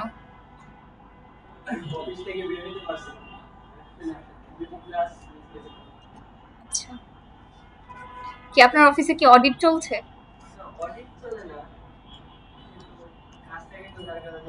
আচ্ছা।